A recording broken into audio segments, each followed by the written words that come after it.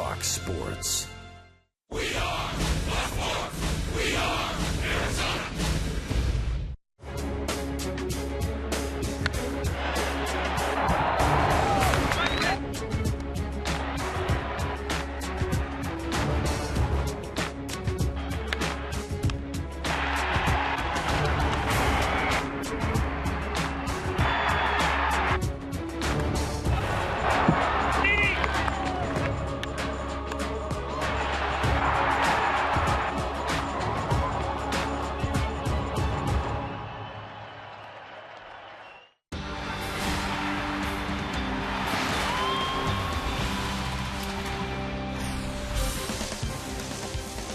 Chase Field, home of the Arizona Diamondbacks. Tonight, the D-backs welcome one of the American League East powers, the Baltimore Orioles, into their home field. Why not after Adam Eaton's spectacular walk-off home run? It's game 2 of this 3-game series between the Orioles and the Diamondbacks. Good evening from Chase Field and welcome to the broadcast. Steve Berthune, Bob Brenly along the way. And Bob, if tonight's game is anything like last night's game, we are in for another treat here. Quite a ball game last night. Back and forth we go. Momentum changing hands from inning to inning, it seemed. And the Diamondbacks ended up winning the game on home runs hit by two very unlikely guys. One, Will Nieves, and one, Adam Eaton, both hitting their first home runs of the season. But earlier in the game, it was one of the key members of this Diamondbacks offensive lineup. It was Aaron Hill. His hitting tear lately has been something to see. It's been a lot of fun to watch. Aaron Hill with the hand injury. We knew it was going to take him a little bit longer to get back into game shape, but he is back into game shape now and swinging the bat as good as anybody in the lineup. 5 consecutive multi-hit games. Over his last 14, he's hitting an even 400 with 4 homers. And with Chavez gone, with Cody Ross gone, somebody is going to have to pick up the slack, drive in some runs, drive the ball in the gap and out of the ballpark, and it certainly looks like Aaron Hill is up to the task. He's hit home runs in 3 straight games, 2 against the Mets, 1 Saturday, and then here against the left-hander Jonathan Neese on Sunday, and then again Aaron Hill last night. Yeah, last night on a hanging breaking ball. That's where those balls are supposed to get hit, into the bleachers. Aaron Hill hitting mistakes, hitting good pitches. He's hitting everything right now. And it all set up Adam Eaton's walk-off home run. Kirk Gibson has the same lineup tonight as the Diamondbacks had last night, so maybe we'll see some mojo again tonight. Adam Eaton, the unlikely hero last night, walking off this way into the pool. Cody Jackson has more on that. First pitch coming up here on Fox Sports Arizona.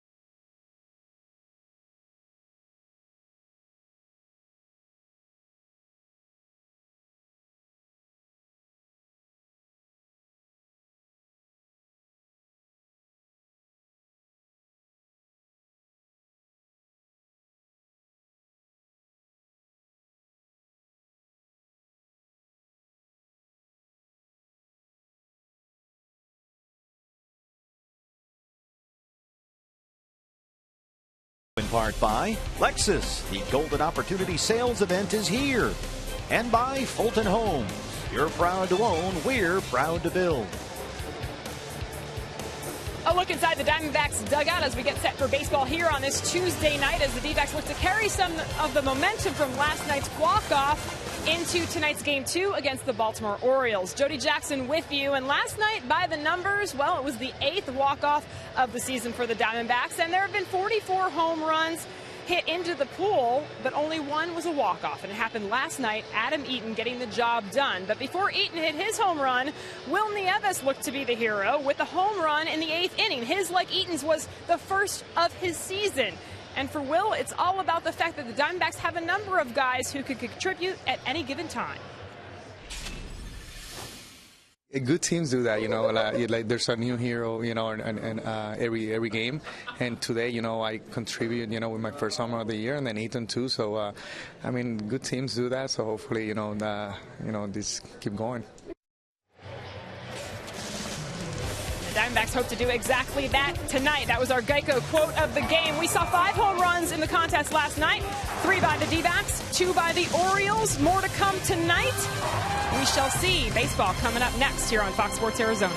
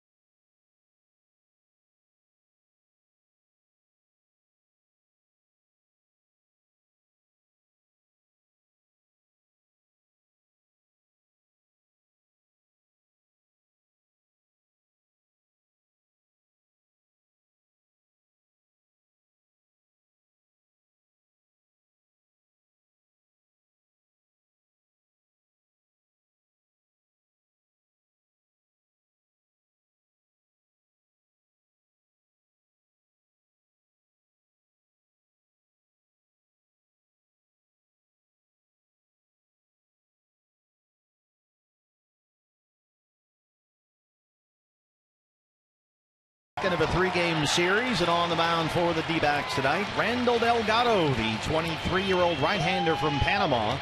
His 11th start of the season for the Diamondbacks. He has not lost a start in more than a month. Coming off a no decisions last time out against the Rays. That was last Wednesday, despite the fact he left with a 7-4 lead. And Bob Brenly, what does Randall Delgado have to do tonight to be successful? Very, very simple. What we've seen of Randall Delgado this year and throughout his career, he's at his best when he's keeping the ball down. We're talking about mid-thighs and lower. Got good sink on his fastball. That's where his target should be on every pitch. Keep the ball down. You see he hangs a breaking ball here. That one got ripped for an RBI base hit. Leaves the pitch up and out over the plate here that was hit to the opposite field by Kelly Johnson for a home run.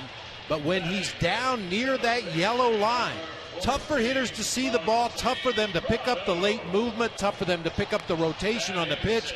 That's when he's at his best. Look for him to pitch down there at the knees tonight. So keep an eye on that line, fans, as you watch Randall Delgado. His numbers on the year. He's been a little more hittable lately. He's given up 4 earned runs in each of his last 2 starts after not allowing more than 3 earned in any of his first 8 starts this year. facing a pretty good Baltimore Orioles lineup, as we saw last night. One of only 5 Major Leagues teams to have 4 or more players with at least 16 home runs. Baltimore leads the majors in road homers, road doubles, slugging, and OPS, and they look as such tonight. Yeah, really not a lot of breathers in this Orioles lineup. They start with Nate McLeod tonight, Manny Machado hitting second, Nick Markakis moving down to the 3 spot. Adam Jones, Chris Davis, Matt Wieters, Big Thunder in the middle. J.J. Hardy can hit some home runs out of that 7 slot. Brian Roberts batting 8th, and Miguel Gonzalez, the pitcher, hitting 9th. Orioles on a long West Coast road trip. It's interleague intrigue for them. They swept 2 in San Diego. They took 2 of 3 at the Giants. And they finish with 3 here at Chase Field before heading home. Nate McLeod leads it off for the Orioles, and we're underway in downtown Phoenix with a strike. It's 0-1. Nate McLeod, 284, 7 home runs. This is the guy that makes them go, their primary left fielder at the top of the order. He was not in the original starting lineup last night against the left-hander Wade Miley. That one is rolled to second. Aaron Hill spins and throws from the outfield grass. 1 away. Same lineup offensively and defensively for Kirk Gibson. Eaton, Pollock, Parra once again left to right across the outfield. They cover a lot of ground. Prado and Gregorius on the left side. Hill and Goldschmidt on the right side of the infield. Will Nieves with his first homer of the season last night will be behind the plate once again for Randall Delgado. And it was Adam Eaton's offense that was the highlight last night at the end of the game. Asked what happened afterward by Jody Jackson. He said, "I don't know, I blacked out." Manny Machado. Yeah, that's a good thing. I mean, when you talk to hitters that are in a hot streak or pitchers that are really pitching well, they're not thinking about anything. Adam Eaton. 2 down. They just react to what they see. They let their muscle memory and their training take over. They don't overthink situations. Just see it and hit it. It's funny because he said, "I thought I hit a fastball, but I guess I hit a slider." At least that's what they tell me. Stay right there. That's a good spot to be in as a hitter. Just see it and hit it. Talked about Aaron Hill and how hot he has been. Boy, since the calendar turned to August, it has turned the tide for Adam Eaton as well. 2 outs now. Here's Nick Markakis.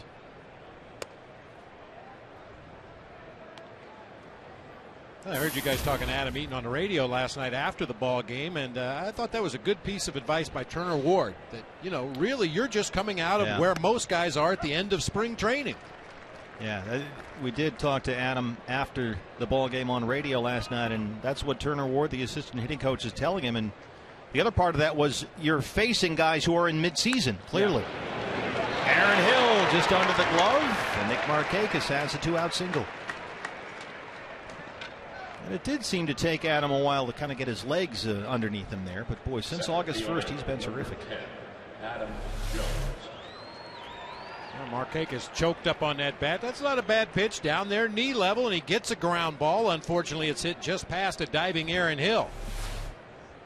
I mean, Delgado's going to give up base hits because he's a sinker ball pitcher. When he's keeping it down, the ball is going to be hit on the ground. I talk about it all the time. The curse of a sinker ball pitcher is that grounder that finds a hole. Nothing you can do about that. Adam Jones. That's a fair ball. Martin Prado, long throw, and a nice backhand scoop by Goldie at first. And they strand the 2-out single. We'll head to the bottom of the first at Chase Field. No score.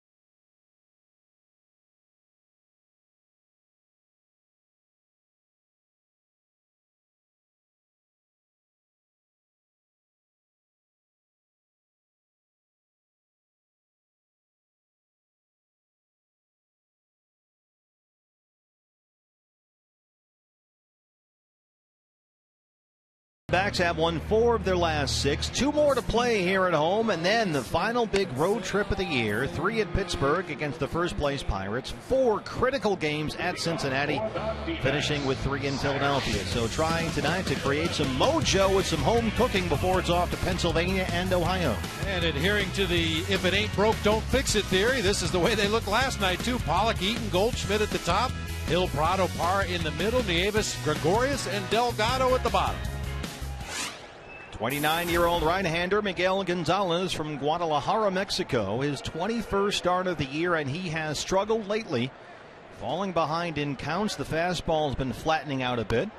That one's up and into A.J. Pollock. And most importantly for Gonzalez, he has not been locating his splitter. Oftentimes, Gonzalez says, if the split finger fastball isn't working, he gets in trouble because he doesn't have too many other places to go. And so this is the arsenal here for the Orioles right-hander. A couple different fastballs, 4-seamer up in the zone, 2-seamer down. That splitter you talked about, he likes to use that as his out pitch when he gets ahead in the count. He had a real nice month of June in 5 starts, went 4-1 with a 2.88 ERA, but then struggled in July and really struggling in August. Drops that in there for a strike. It's 1-2. A.J. Pollock back in the leadoff spot tonight. 254 and 6 home runs.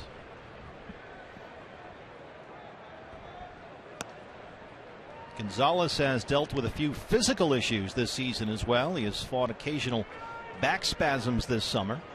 He also missed 3 weeks in May with a thumb injury.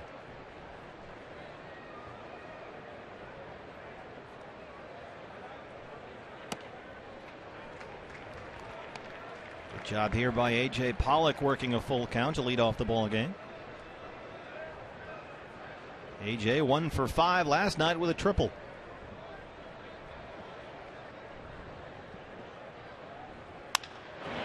Puts that in the air to center field. Adam Jones is out there. And that's the first out.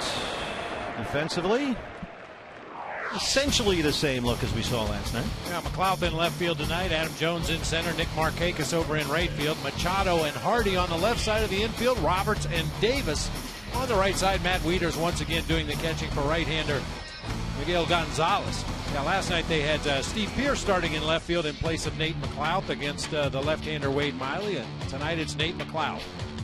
And the Orioles play superb defense. J.J. Hardy is a Gold Glover at shortstop, and Manny Machado is a shortstop who's playing third base. And they are on a record defensive pace this year. They commit very few errors. Here's last night's offensive hero, one of them anyway, Adam Eaton. And he is trending up at 247. A pair of hits last night. He drove in 2 runs, scored twice, including his first career walk-off home run. And this was the first ever walk-off homer into the pool.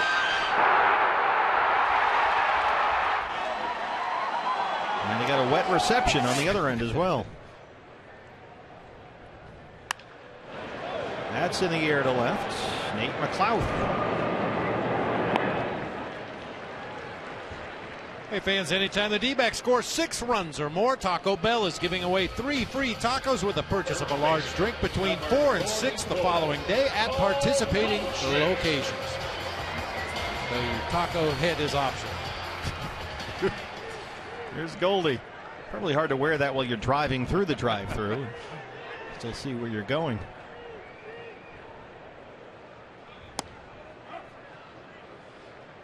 Paul Goldschmidt hitting .294. That's the lowest his batting average has been since May the 4th. And they will stay away here. Quickly 0-2. Goldie last night 0 for 4 with 3 strikeouts.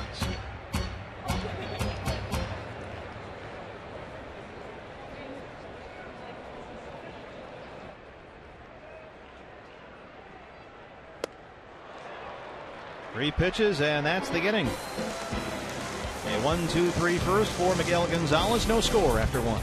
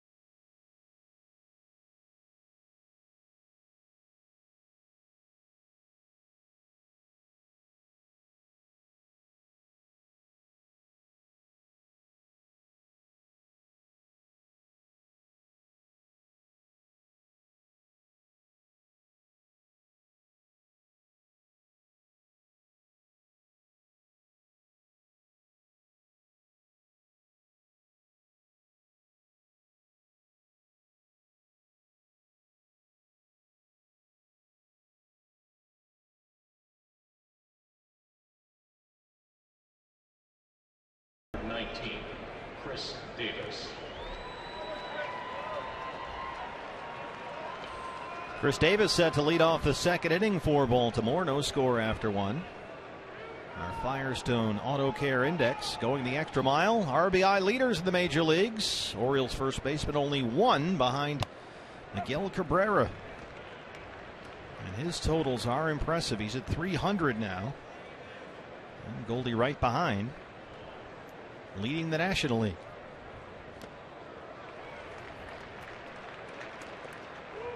Chris Davis 1 for 4 last night, the one being his 43rd home run. That extended his major league lead.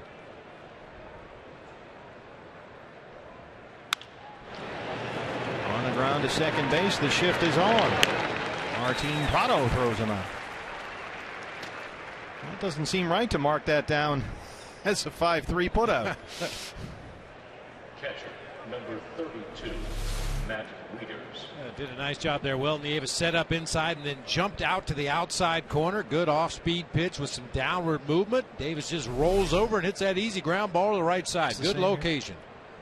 And they stay where they are here for Matt Wieters.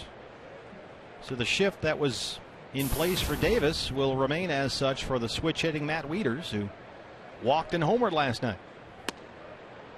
See Aaron Hill way out there in right field, almost halfway, and you see Prado playing where Hill would normally be, and Didi Gregorius all by himself on the left-hand side. Excellent play right there by John Thorson.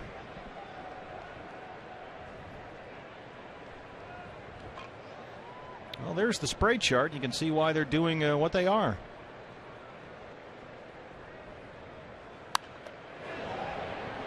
Well, you know, you can argue both ways, but it seems to me to make a lot of sense. Why position players defensively in a spot on the field where the guy rarely hits the ball? You were asking that question last night about Aaron Hill.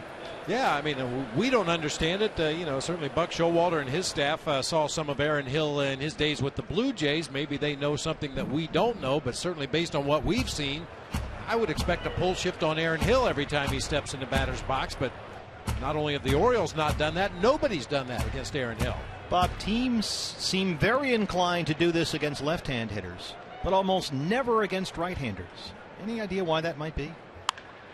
Right into the shift, and there it is, Aaron Hill. And it works perfectly. That should be a double down the line. Instead, it's a put out by the second baseman. Hang with him. You never see a big right hand shift. No, and especially not with the second baseman playing way out like Aaron Hill is here on the left-handed hitting Matt Wieters. I think maybe because it is the right side of the infield, Aaron Hill can still throw a guy out at first base on a grounder right there. We saw him do it last night in the ball game. Yeah, you just don't see as many right-handed exaggerated pull shifts. Occasionally you'll see a second baseman cheat right behind the bag at second, but not much more than that usually. J.J. Hardy, the shortstop. Prado back in his normal spot at third. And it's a nice 1-2-3 second for Randall Delgado. CenturyLink, your link to what's next. The red-hot Aaron Hill is coming up.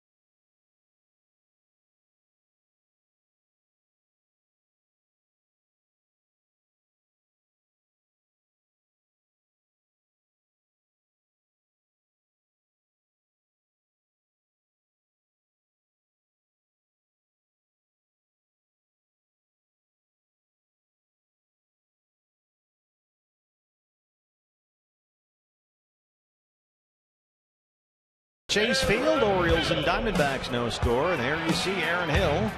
Familiar AC/DC walk-up music. Check Saturday, check Sunday, check last night. Boy, we need another Hill home run. We're getting spoiled here. 3 games, 3 homers. 304 up to 8 home runs now. 3 straight games with home runs for the Diamondback second baseman.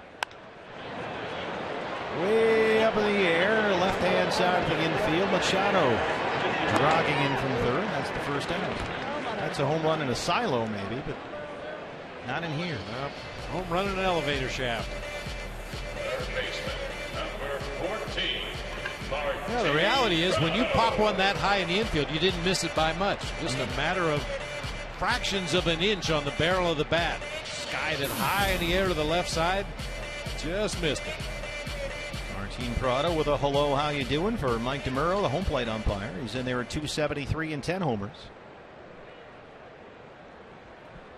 Miguel Gonzalez.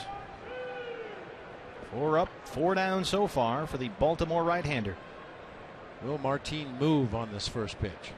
Not a chance. No. He doesn't even blink on these anymore. I'm very anxious to see him when he finally does ambush someone. It's all a big setup, I'm learning.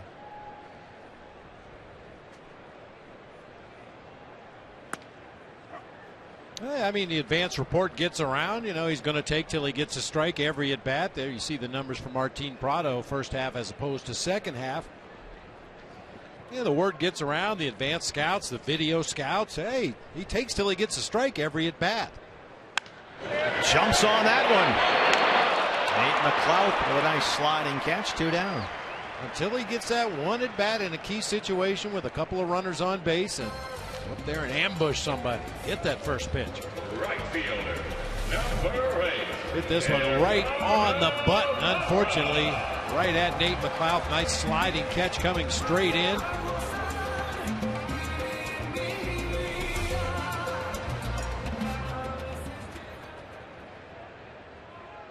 They really like what Nate McLouth brings to the ball club. Here's Gerardo Parra. 269 and 7 homers.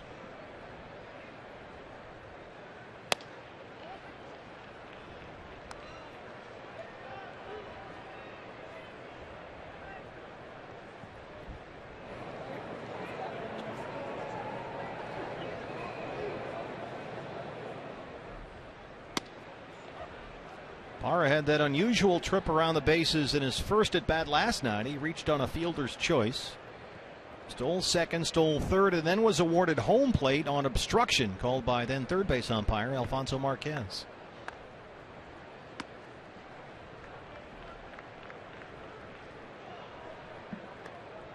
And there was a lot of discussion, Bob, about that play last night, and there is a school of thought that says Parra knew what he was doing, and if he knows he was obstructed with, and then if he follows through and goes toward home plate, he's going to be given home plate, and sure enough, that's what happened. That's his story, and he's sticking to it.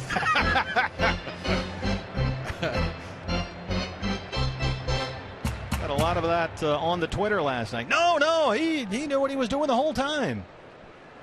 Heads up base running play, which may be the case. We'll give him the benefit of the doubts. 2-2.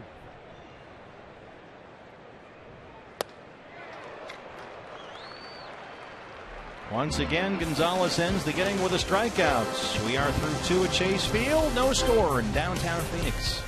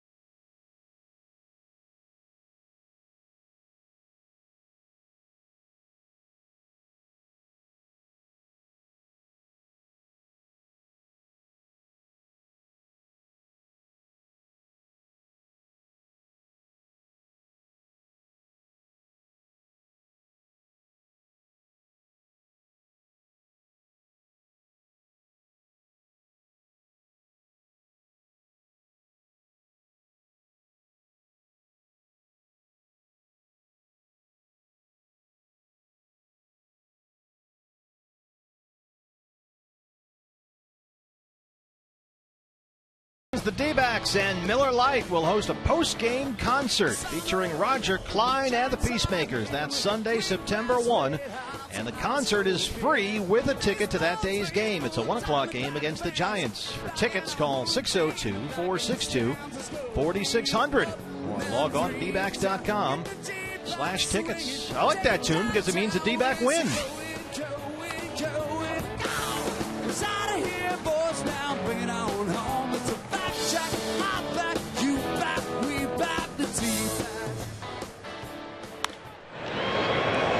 It's off the glove and into left, and Brian Roberts is aboard to lead off the third. We got into Roger Clyne and the Peacemakers a little bit, and we lead off with an Oriole base hit. Miguel Gonzalez.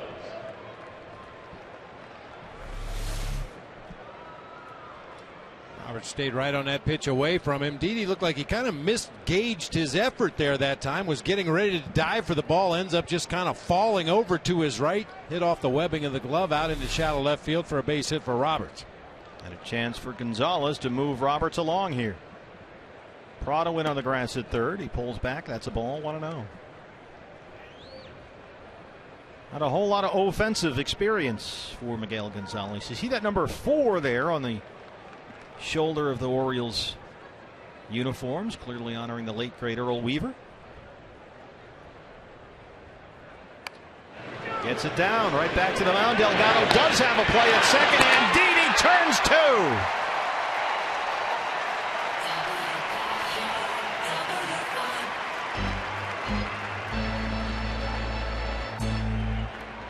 I'm not sure if it was Wilney Avis or Goldie. Somebody was yelling 2-2-2 when that ball was bunted right back to the mound. Delgado wastes no time. Perfect feed to his shortstop. Can't do it any better than that.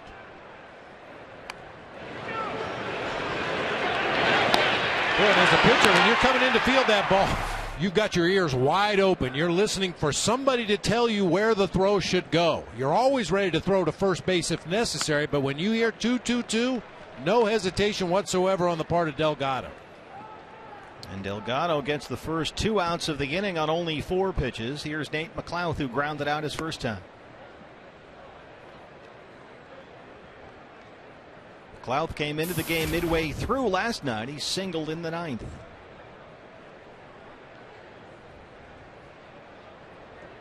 In the air to center, A.J. Pollock. How about that? A very efficient 7-pitch inning for Randall Delgado, bottom third on the way.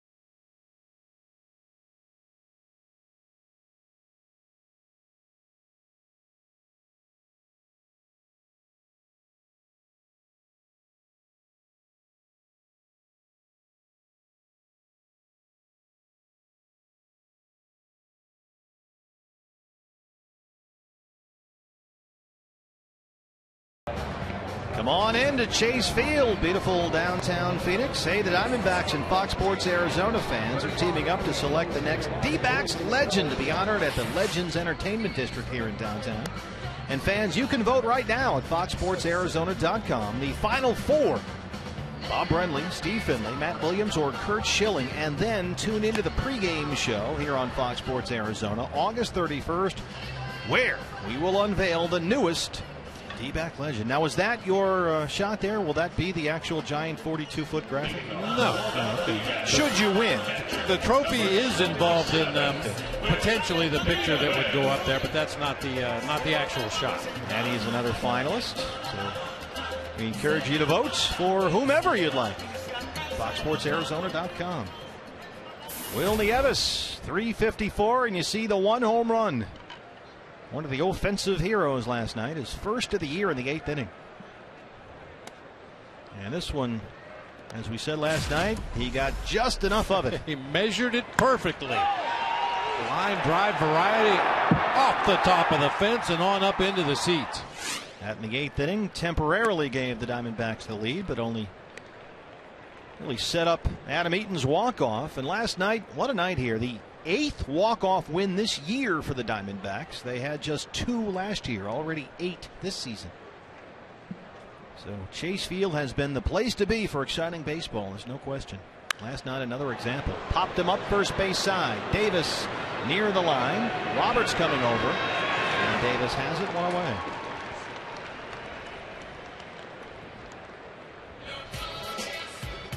A reminder, fans, every time a Diamondback player hits a home run this season, Fulton Homes will donate $150 to the Central Arizona Mountain Rescue Association. Here's Didi. Batter's box suite, 602-462-4600. Give us a call and reserve. That will be your view here at Chase Field, right into the action.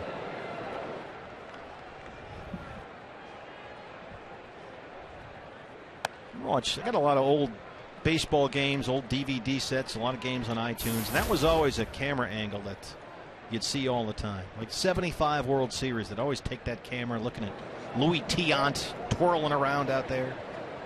Bill Lee throwing those goofy eephus pitches. Eephus curveballs, yeah. That was really a landmark series for TV because they put the camera in the left field wall, the camera behind the plate. Now we got cameras attached to dogs, helicopters. Planted in the ground in front of home plate. Mad scientist Mitch Riggin has got cameras in the pool. In the pool. We actually saw have last night. A scuba cameraman on our crew. Yeah, they have to draw lots for that job every day.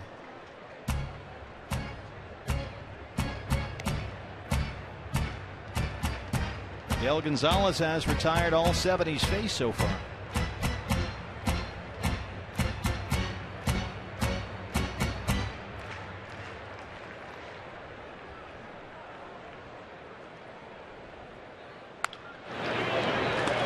Davis will take it himself.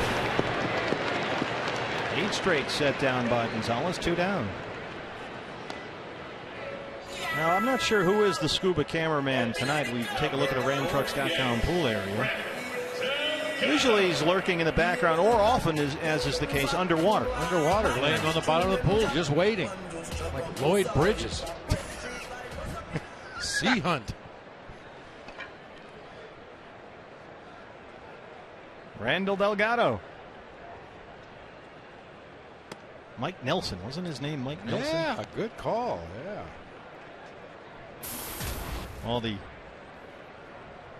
the older crowd in the booth like that one.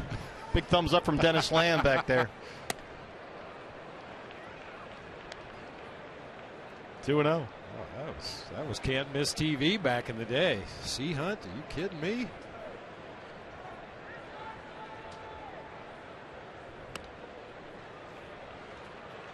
Boy, it's become more and more of a rarity in the game of baseball nowadays. A closed stance for a batter.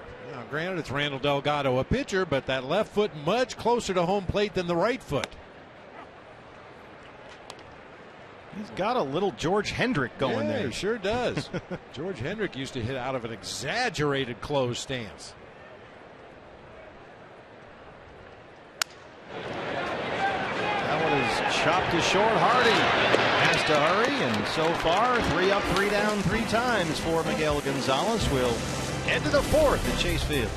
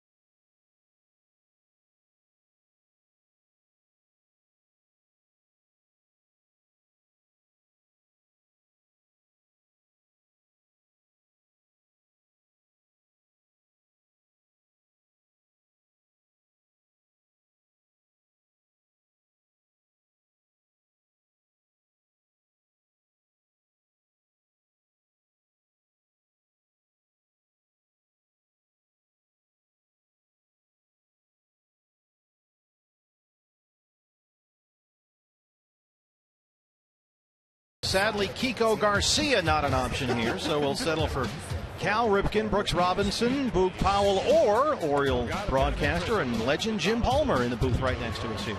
Yeah, you got the family connection with the Ripkens as well. His father, Cal, longtime coach with the Orioles. His brother, Billy, played briefly with the Orioles. And, of course, what Cal did in his career. I got to go with the Ripkens. So many choices. It was hard to narrow it down to four, actually. Frank Robinson didn't even make the list. Andy Etchebarren clearly snubbed. Elrod Hendricks. Here's a guy that in about 10 years will be on the list, Manny Machado. Flying out to left his first time. Manny Machado has hit in 9 of his 10 games this month. He's at .294. Bouncing back from a long slump in July. He hit under .200 last month. Of course, anybody that ever spent any amount of time with Earl Weaver would say he's probably the most iconic Oriole. I'm telling you, Earl Weaver stories, you can't repeat any of them. But, man, what a character and what a great representative of that Orioles organization.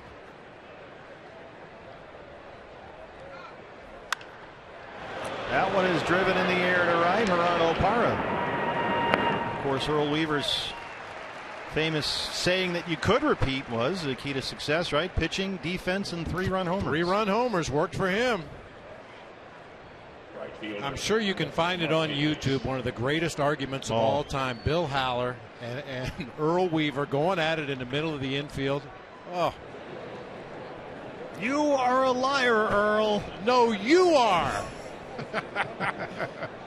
You're out here for one reason. Classic. Nick Markakis singled his first time. Markakis 1 for 4 last night, a single and an RBI. He scored a run. Did you ever play at Memorial Stadium? You probably wouldn't have had. Yeah, we went in there with the Blue Jays in '89. Yeah, I didn't play, but I was actually at the ballpark in uniform. Actually, that was one of the more fun days I ever had at a major league ballpark.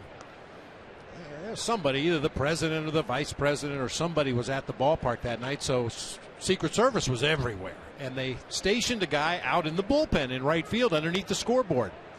And don't know his name, wouldn't remember it anyway, but he let us use his binoculars. Oh, my God. Those Secret Service guys. I swear to God. Now, you were just looking at pitches. Oh, yeah. No one in the stands. No. There you go. But I mean, we were a good 600 feet away from home plate, and I mean, you could see pores in a guy's face as he was standing in the batter's box.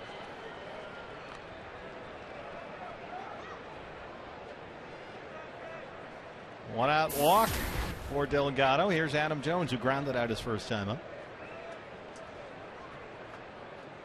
How about those? They're good for bird watching.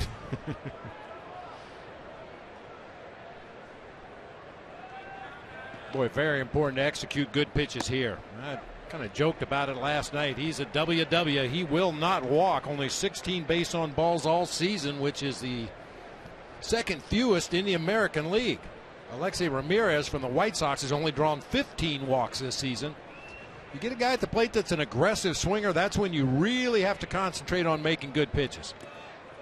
Bounces away from Nieves, and Markakis moves up to second.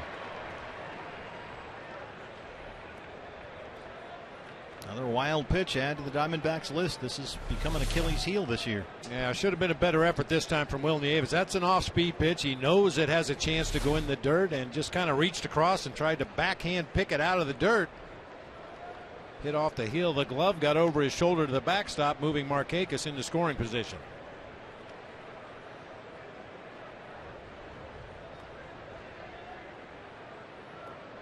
Adam Jones hitless last night. It snapped a 9-game hit streak.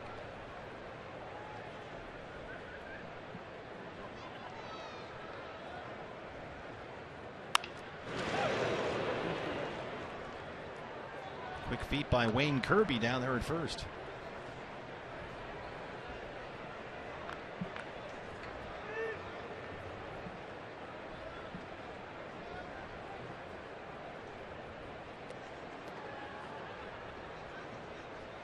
He's an all-star. Hey now.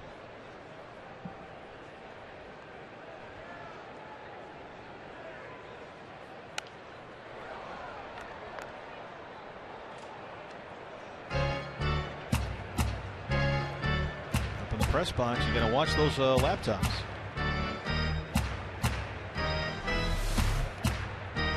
Tried to elevate this fastball. Belt high down the middle, wanted it up above the letters, tried to get a swinging strike, swing and a miss.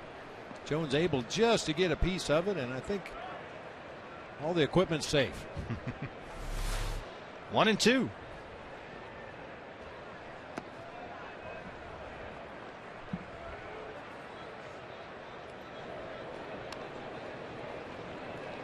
Major League home run leaders on deck.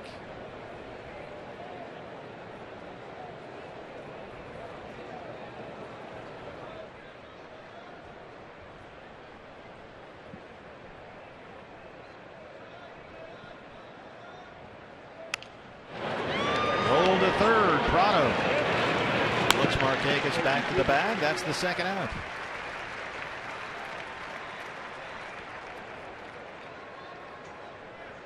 First baseman, Chris Davis. Chris Davis leading the majors. This was last night, number 43 on the year. A little opposite field power. Not a horrible pitch. Joe Thatcher trying to work that outside corner, just didn't get it out there quite far enough. And when you miss your spot by even fractions of an inch against a guy as hot as Chris Davis this season, it's going to get hit hard somewhere. He has now hit safely in 6 straight games, including 3 home runs.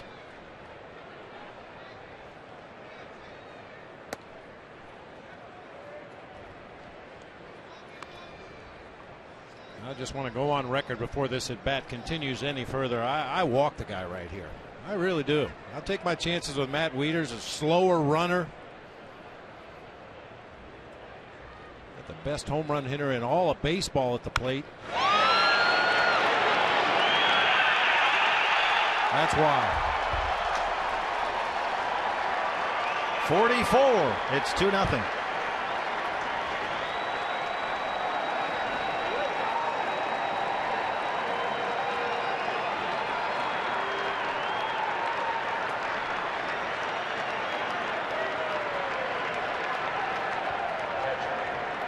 Just not a lot of margin for error against Crush Davis this season.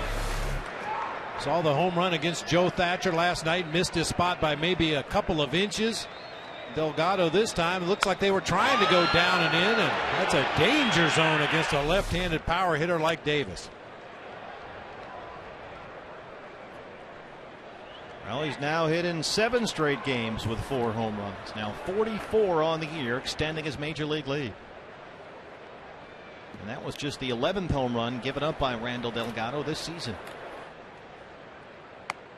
Yeah, not meaning to compare players, but I look back to the days when Barry Bonds was just beating the brains out of everybody in baseball. Every time you had a chance to take the bat out of his hands, you had to take the bat out of his hands. Don't let him swing. Wieters, left field, Adam Eaton. We'll head to the bottom of the 4th. Chris Davis, known as Crush Davis, makes it 2-0 Baltimore.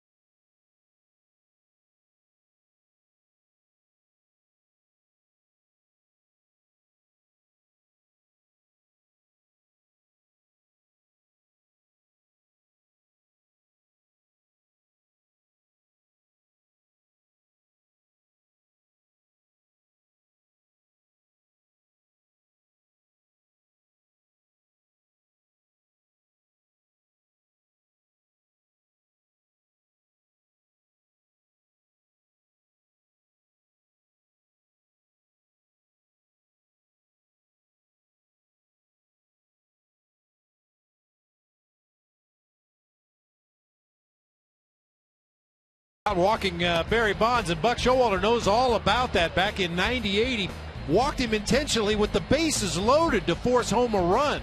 Brent Maine came up, hit a line drive to right field. Brent Brady staggering to his knees to make the catch and end the ball game. But you get guys that are locked in and hot at the plate the way Davis is, the way Bonds was throughout most of his career, and you get an opportunity to just pass them on to first base, sets up a force play at any base on the infield. You got a slow runner at the plate.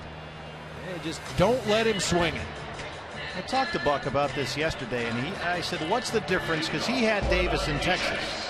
And I said, what's the difference, Davis in Texas versus Davis here? And Buck said, the Rangers in those days, Penn State is linebacker U. That's the analogy he made. Well, Texas those days was kind of first baseman U.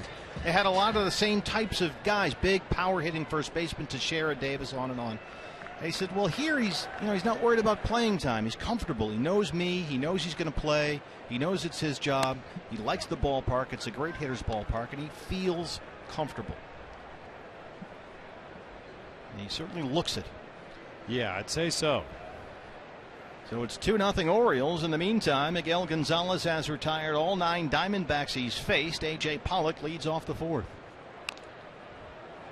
He may be comfortable, but he's making every pitcher in the game very uncomfortable with the way he's swinging the bat this year.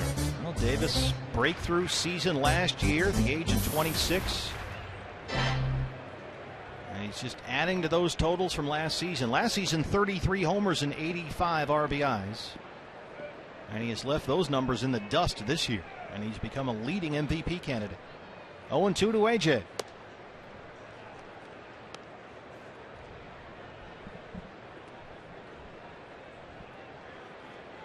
From Navarro College in Corsicana, Texas. A 5th round pick by the Rangers in the '06 draft. 1-2.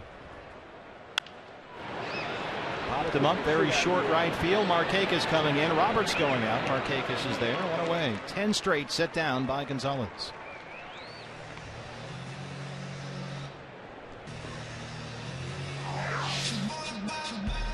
Exclusive group. Yes, it is. Cabrera a little gimpy right now, having some leg issues, so he's just hitting home runs so he doesn't have to run hard. Exactly.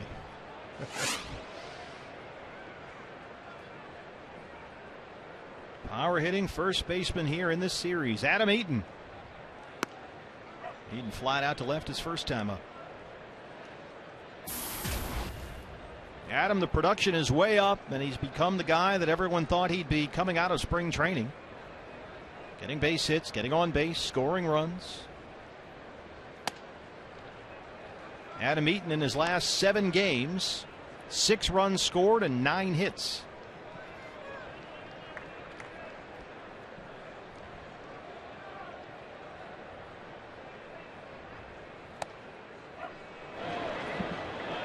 Mike DeMuro says strike. It's 1-2. Interesting lineup here, Bob, that Gibby's had the last couple of days with essentially 2 leadoff men at the top. A.J. Pollock and Adam Eaton.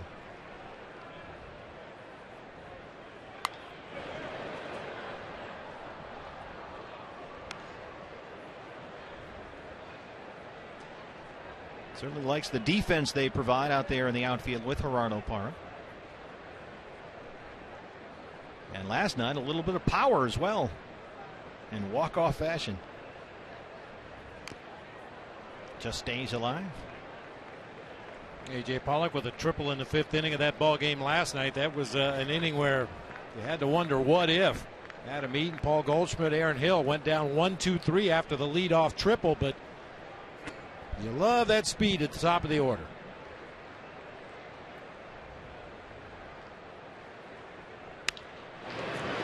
Brian Roberts at second. That's 11 straight set down by Gonzalez to open the ball game.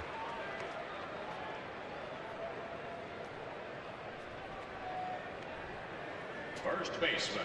Here's Goldie. Goldschmidt.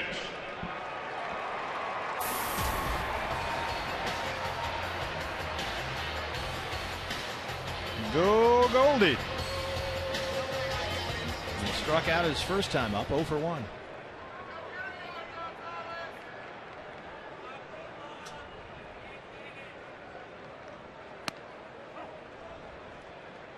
Here's the question, Bob. With Eric Chavez injured, how do you get this guy a day off? Who plays first? I'm not sure they have an answer right now.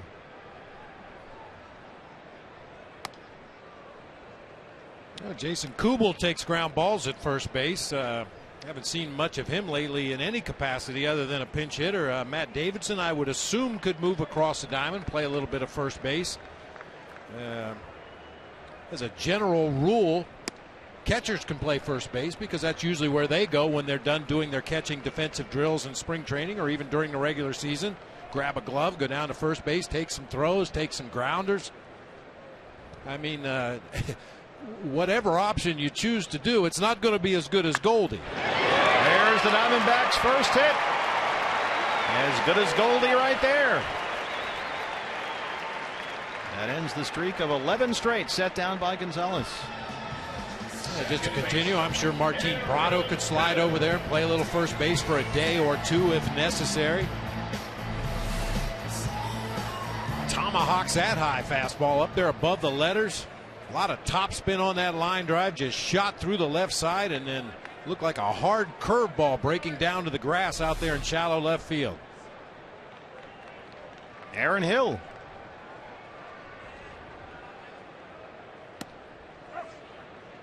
Gonzalez throwing a lot of first pitch strikes.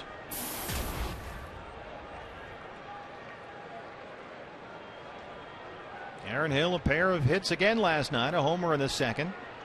An RBI single in the seventh. He has recorded 2 hits in each of his last 5 games and in 7 of his 9 games this month. In fact, Aaron has 15 hits in August.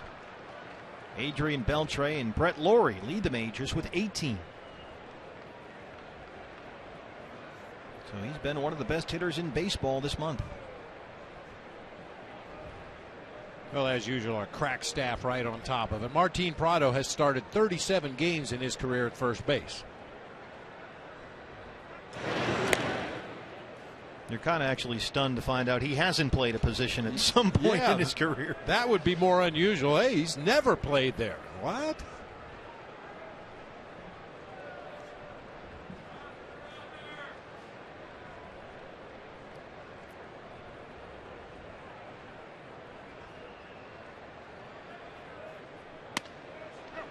One and two. Well, here is the center. Martin Prado's never started in center field. He's never started behind the plate. And he's never started a game on the mound. I bet he could catch, though. I'm saying in center field. Sure, I'm sure he could play center field. You know.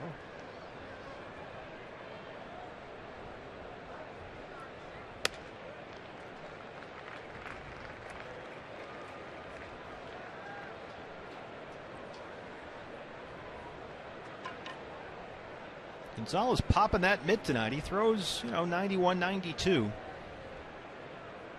He's getting up there with a little zip on it tonight.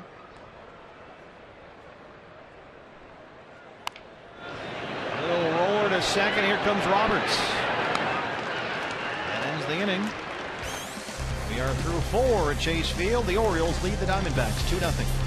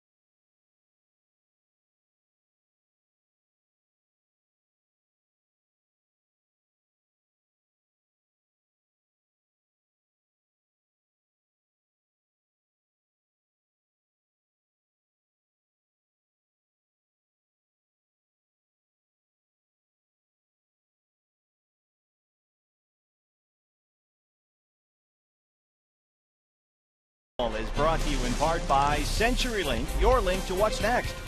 By Mazda, we believe if it's not worth driving, it's not worth building. And by Lone Butte Casino, you're in for more winning moments at Lone Butte Casino. Another gorgeous night here in downtown Phoenix. Chase Field set for the 5th inning now. J.J. Hardy in there. Hardy, Roberts, Gonzalez, 7, 8, and 9 against Randall Delgado. That one is driven in the air to left field. Adam Eaton will watch it go. J.J. Hardy, his 22nd home run. It's 3-0 Orioles.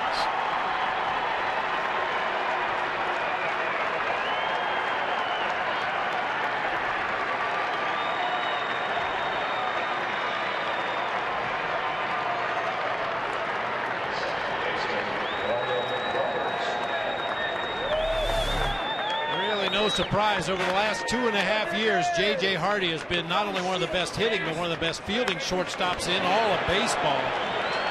Ranks first among shortstops over that time period in home runs, extra base hits, RBIs, and fielding percentage. 74 home runs since the start of the 2011 season for Hardy. As Bob said, that leads all major league shortstops.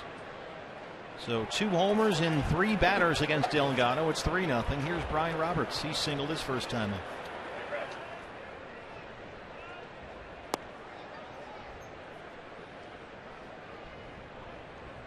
There it is. He also, by the way, plays Gold Glove defense. Rarely, if ever, makes a bad throw. He's got one of those arms. It just seems like every throw is chest high to the first baseman.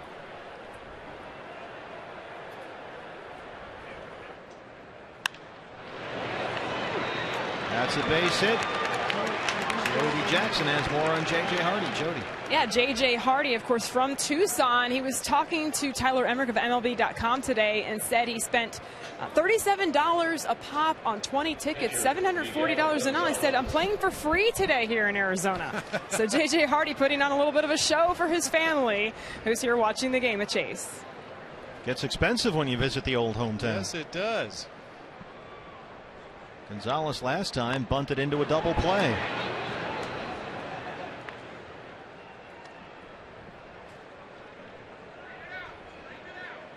Mentioned that Randall Delgado, we showed you at the top of the show, has to keep the ball down. Everything has to be at the knees or below. He's not done that yet so far.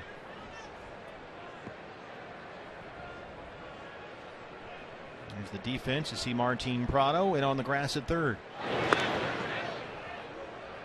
It can be discouraging a little bit for a young pitcher when you're giving up home runs the way Delgado has recently. Will Nieves, his catcher, trying to encourage him. Hey, let's go. It's all right. You missed your spot. Guy made you pay. Let's go. Go back to work.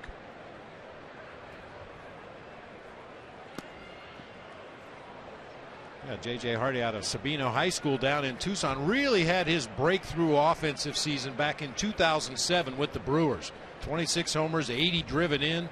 Batting average .277 that year. He had been known as good glove, so bat up until that point, but kind of figured it out in that season and has continued to be not only one of the best defenders, but one of the best power hitting shortstops in the game. J.J. Hardy, twice an All-Star, including this year. The American League Gold Glove Award winner at shortstop last season. Second round pick by Milwaukee in 01. Traded after the 09 season to Minnesota for Carlos Gomez, and a year later he was sent to Baltimore. 1-2. That's a called strike 3 by Mike DeMiro, and that's the first out of the 5th.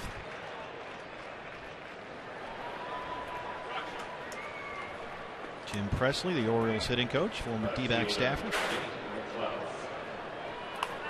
The thing was about Hardy, he was initially looked as something of a stopgap, a body to put out there, while Manny Machado matured in the minor leagues, just 20 years old and younger. But Machado basically hit his way onto the roster at a very young age, and they had to figure it out. So they quickly learned, well, Hardy's playing well, Machado's ready now. What are we going to do here? Well, they kind of secretly had Machado take ground balls at third base in the minor leagues very early in the morning before everyone knew. And so when Machado did get called up last year, they put him at third, and Everyone said, well, he's a shortstop. Well, he's been taking ground balls at third for about a month or so. Surprise, surprise. And now the two of them form a tremendous short and third base combination over there, offensively and defensively. Nate McLeod drives that to left center field. Eaton is there. That's the second out. And for me, if you've got a choice of putting either a youngster at shortstop and moving JJ to third base, or leaving the veteran at short and teaching the young kid a new position, that's easy. You teach the young kid a new position. There's so many subtleties and nuances about playing the shortstop position at the major league level, and J.J. Hardy's pretty much figured it out this stage of his career, so I think the Orioles did exactly the right thing.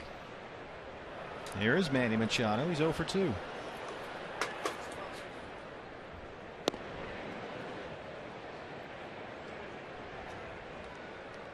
I mean, what a luxury to have a middle infielder that provides power. And it's worked out really well. They re-upped J.J. Hardy. They gave him a 3-year contract worth about $23 million. On the ground to short, Didi Gregorius. They go the short way, and that's the inning. But the Orioles add one more on J.J. Hardy's 22nd home run. It's 3-0.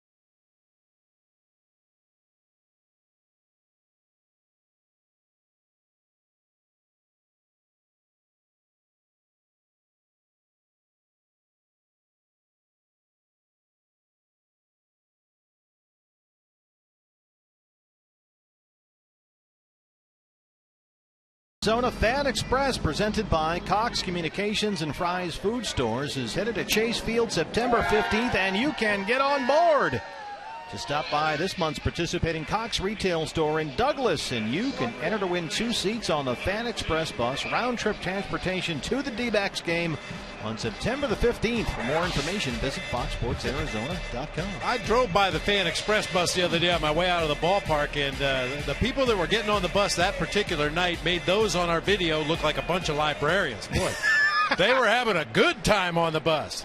Should we change the name to the Party Bus? Martin Prado. Wow. Another reason to get on board. Absolutely. Put on the Sedona red D-back gear, get together with your buddies, and get on the bus, Gus. Looking for some offense, so we've gone down to the other end of the dugout.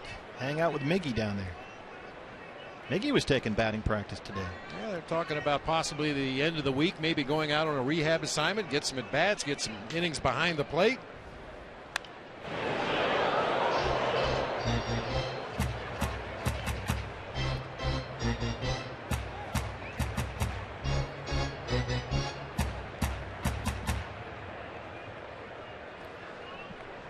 Good to see Miguel Montero get in the cage and take some hacks. Looked to be full speed. I guess you can't get clearance unless you're able to hit normally with a bad back. Manny Machado at third, and Prado is retired and one away. How about this, Bob? This was a drill they were doing with Miguel Montero earlier today. Yeah, using little plastic wiffle balls. It's just to try to use soft hands, track the ball all the way to the receiving position. It's a drill that normally you see a lot of in spring training, but very little of once the regular season starts. But, basically Miggy's coming back. He's going to have to kind of retrain his body, retrain his eye, retrain his hands before he can get behind a plate here at a major league game. Gerardo Parra struck out his first time. Well, that's a great thing about Glenn Sherlock, and the reason he's been on this staff since the very beginning. You see Matt Williams going to talk about soft hands. He's just batting them back. Look at that. And then look at Gibby. Kind of had some fun with him. Yeah, I was just about to say, Glenn Sherlock has been with this organization since day one as Parra taps out and back of the mound for an easy out. And there's a reason. He's one of the best catching instructors in all of baseball. Has a way of doing drills and getting a lot of work done, but at the same time having fun doing it.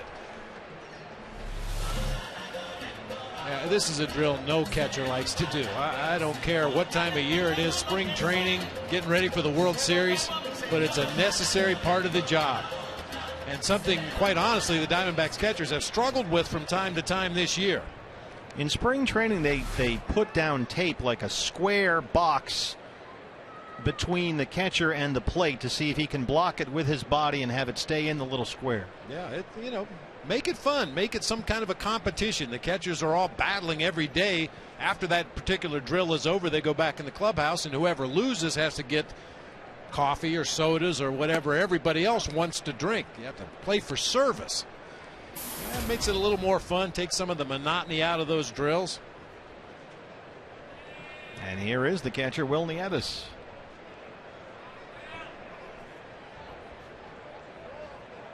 I imagine you're more tired at the end of the day as a catcher than the other guys. You can bet on it.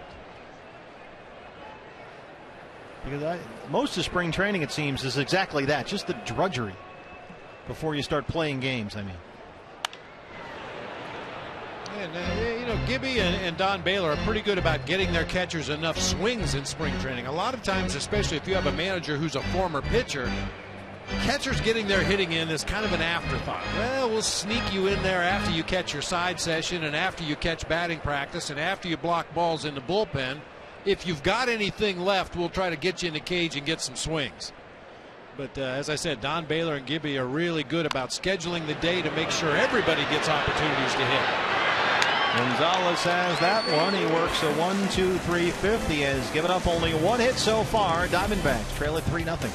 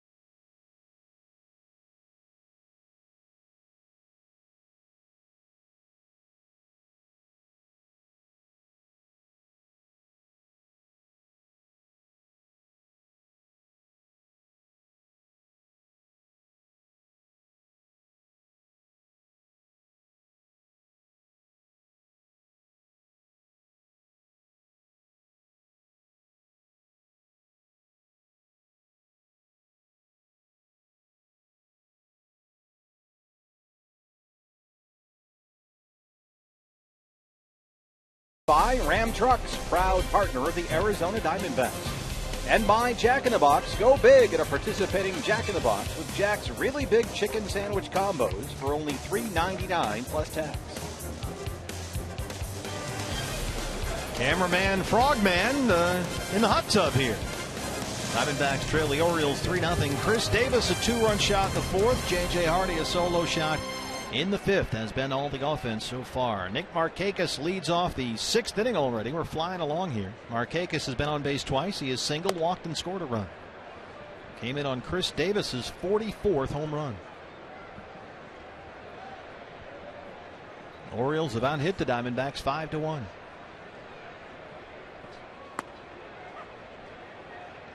June 24th was the last time Nick Markakis homered. He's got just 2 extra base hits and 7 RBIs in his last 41 games. And people are wondering where the power production has gone.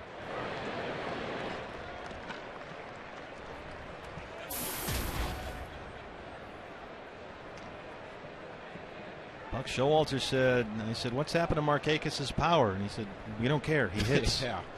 They got guys that can mash on this ball club. That one's lifted in the air to right field. Parra backs up near the track and he has it for the first out. Markakis retired for the first time tonight. Here's Adam Jones. Center fielder Adam Jones. Last night was the first game all month in which Jones did not record at least 1 hit. He's at 300 for the year, but 425 in August. 3-time All-Star.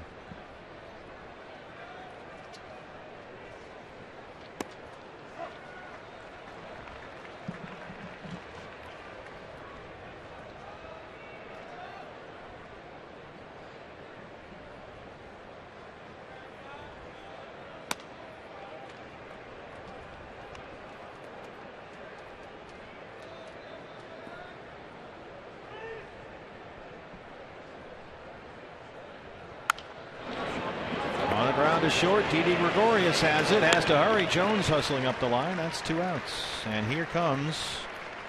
It's not Crash Davis. That's Bull Durham. This is Crush Davis. This was Crush Davis in the fourth, with first base open, as you pointed out. I mean, you try to pitch Davis inside, as I mentioned last night, to take some of the extension out of his swing. Try to get in near the trademark of that bat, take some of the thump out of it, but you're better off going up and in rather than down and in.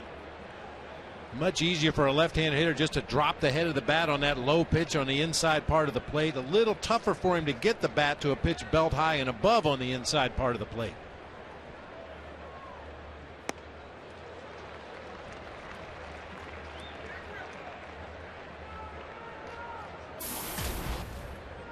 Well, Chris Davis, counting tonight, has played in 11 games this month. He already has 6 homers and 13 RBIs in August. And he is slugging over 700 this month. A real good back-to-back changeups that time. Started right at the bottom of the strike zone. You may remember that yellow stripe we showed you early in the game. Right down there.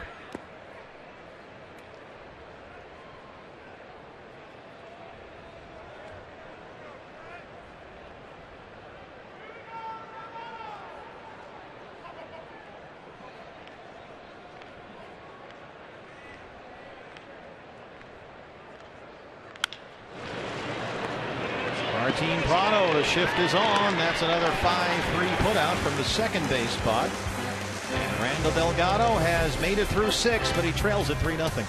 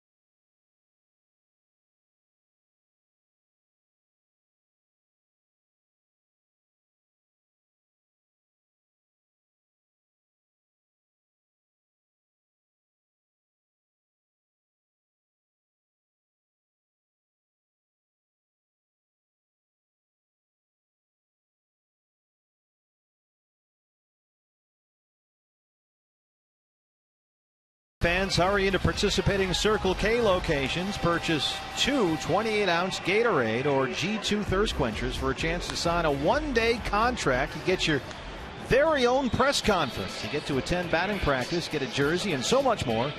Gatorade, win from within. You can hold your own news conference, take questions. You can throw a fit, throw people out, storm off, whatever you want. Well, since you don't have to come back the next day and face them again. That's exactly right. You can eject guys, get out of here. Here's Didi Gregorius.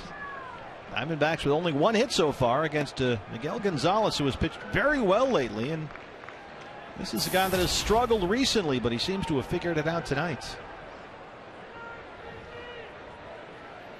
Gonzalez was 8-3 back on July 20th when he won at Texas, but he's been winless since.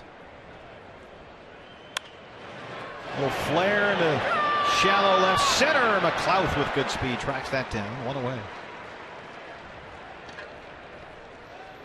Gonzalez's last start Wednesday at San Diego. He had 8 strikeouts, but allowed 3 runs on 6 hits and 6. Got a no decision.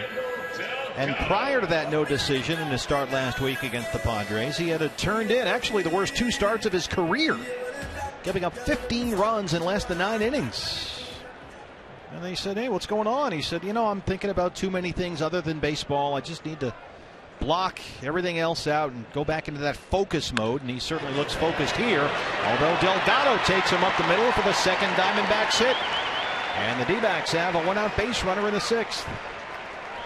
Well, you get the feeling Gonzalez is one of those guys that appreciates every day in the big leagues a little more than perhaps some other guys do. He missed 2 full seasons because of injuries.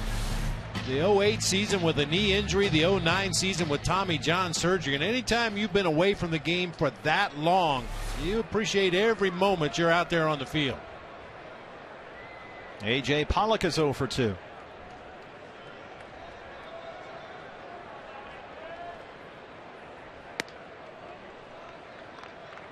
Gonzalez was a big Dodger fan growing up. He said as a kid, he liked Fernando Valenzuela, liked Oral Hershiser a lot, but his favorite player was Raul Mondesi. Really? Big Raul Mondesi fan growing up. 1-0.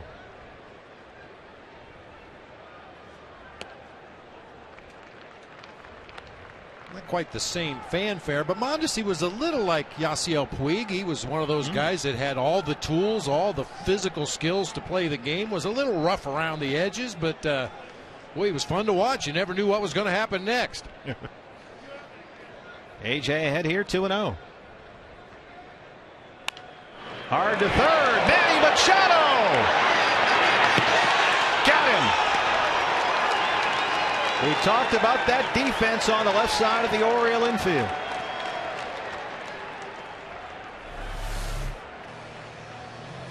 Right, fans have heard me talk all season about body control and the ability to put your body in an awkward position, recover quickly, and then make an accurate throw. Can't do it any better than Machado did right there. Just smooth with that throwing arm. Got the ball out of his glove, kind of a very low 3/4, almost sidearm throw across the diamond in time for the out. Got a great look at it from our terrific camera crew here, Fox Sports Arizona. Delgado moves up 90 feet. 2 down, Adam Eaton.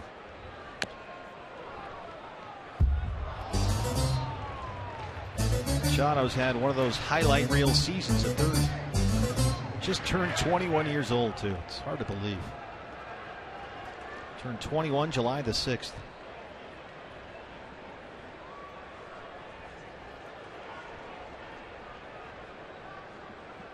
Adam Eaton has hit safely in 5 straight games and 6 of his last 7. He's quickly down 0-2.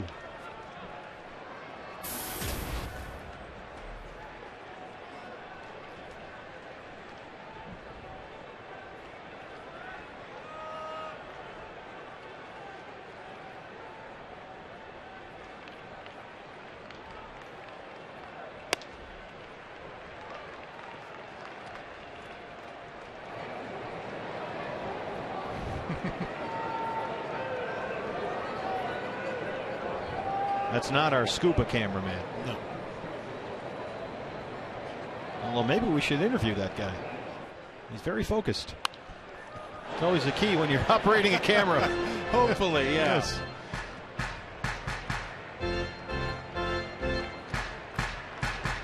Adam Spanky Eaton, 5'8", 185. By the way, our next telecast on Fox Sports Arizona Friday, we'll be talking to you from beautiful PNC Park in Pittsburgh. Pre-game show at 3:30 on Fox Sports Arizona. Afternoon game tomorrow is on the MLB Network, I believe. It is. Check the Diamondbacks out tomorrow on a nationwide broadcast. Then after the ball game tomorrow, we are on the plane and we fly to Pittsburgh, PA. Get some Permanti Brothers coleslaw sandwiches. Big strikeout there, and that ends the sixth. They strand Delgado. Diamondbacks trail at 3-0.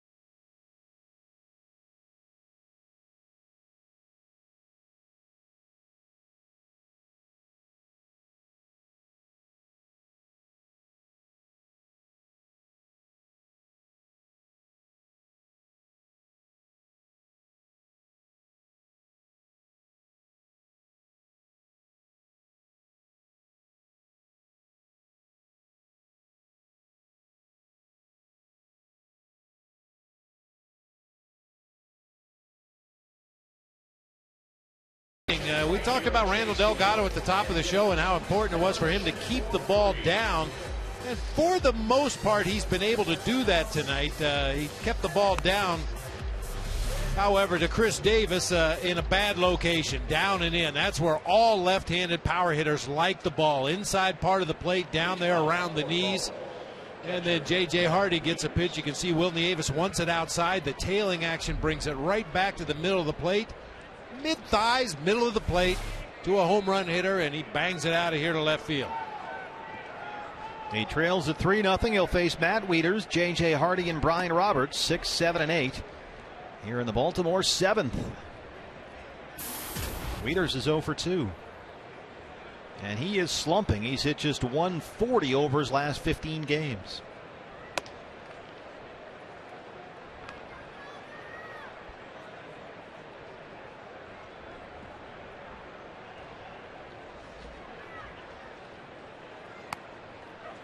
Two and 1. You still have to be careful here with Wieters, the switch hitter. The right-hand side is his stronger side. He's about 40 points weaker as a left-hand hitter, but 10 of his 16 homers this year have come as a lefty.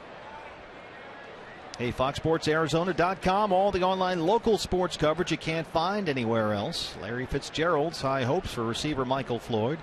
ASU's other defensive force. You can read about Carl Bradford, plus post-game analysis and reaction from Chase Field. Check it out at FoxSportsArizona.com.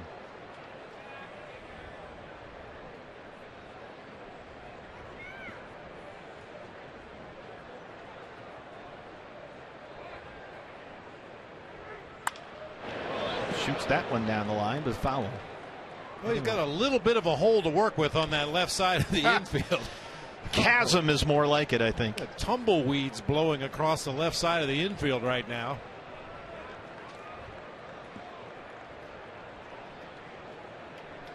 Two and 2. Hits it right into the shift. There's Goldie. Wieters 0 for 3. Here's J.J. Hardy, who homered his last time up. This was J.J. Hardy to lead off the fifth. We just showed it to you in slow motion. A pitch that just strayed back over the heart of the plate. They wanted it away. Yeah, guys that hit for power. J.J. Hardy might not be one of the guys at the top of your list, but guys that hit for power hit mistakes. I mean, if pitchers execute their pitches all the time, nobody would ever get a hit. But pitchers make mistakes, and power hitters hit those mistakes out of the ballpark.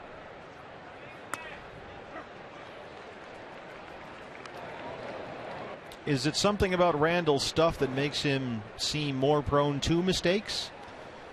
It's hard to say. I mean, we've seen him on days where he doesn't make those kind of mistakes, where the ball doesn't tail back to the middle of the plate. He'll hit that outside corner with the sinker. He'll hit the inside corner with that sinker, get some foul balls off that front leg. But when he does make mistakes over the heart of the plate, they just seem to be very unforgiving. Didi Gregorius plants that back foot and throws him out.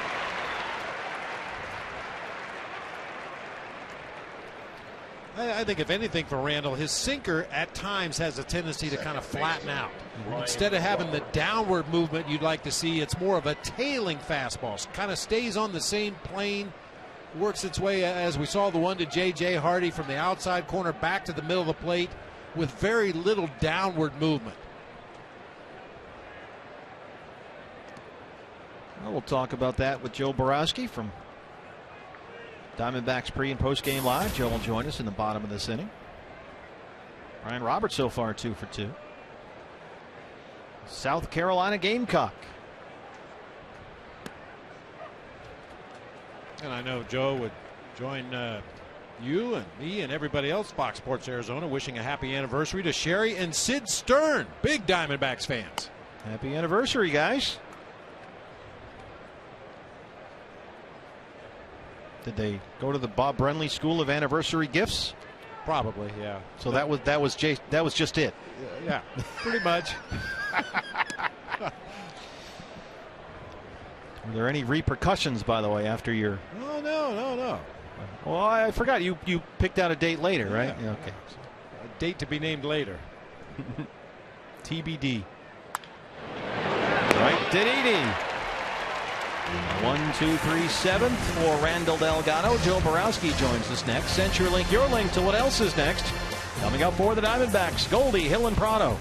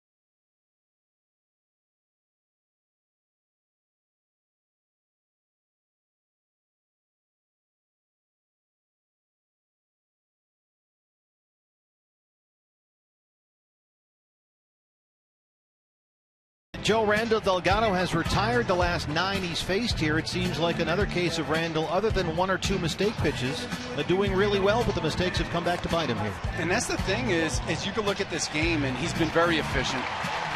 really low pitch count so far through 7 innings. And he's been hurt by 2 pitches, and one of them was a mistake, and I heard Bob talking about it early, that home run hitters, they hit mistakes, and usually they go out of the park.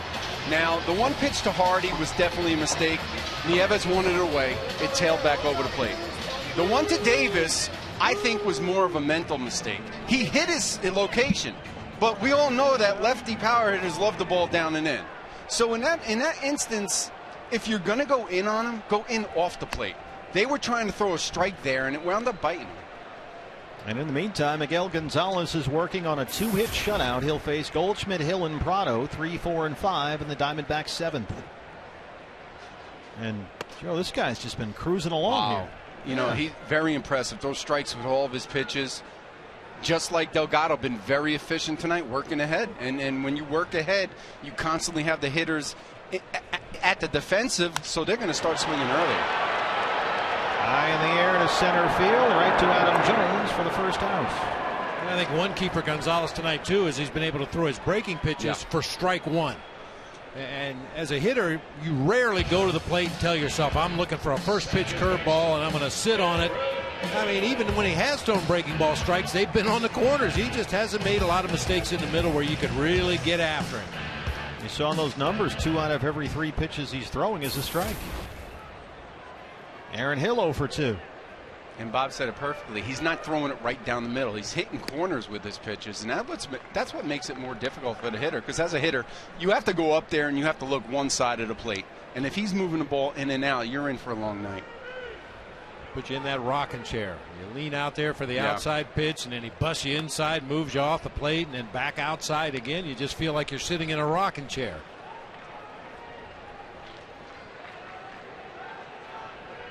'29-year-old Miguel Gonzalez from Guadalajara, Mexico.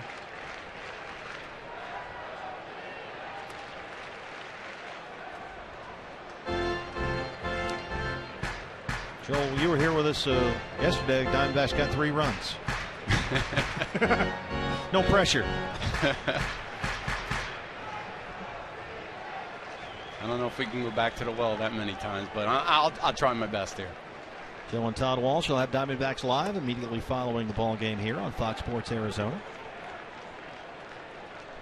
Diamondbacks looking at Aaron Hill here, hitting over .410 in August. He's homered in 3 straight games.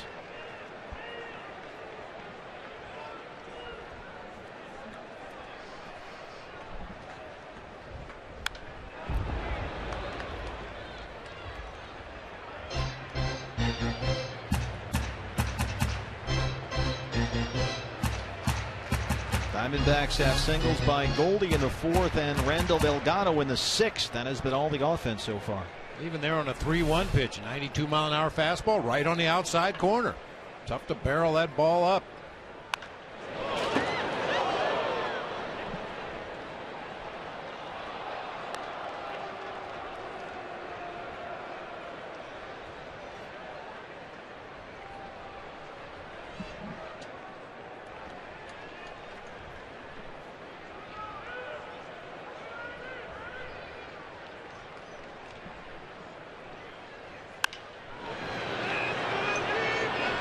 That'll get out of play. We'll do it again on 3 and 2. Right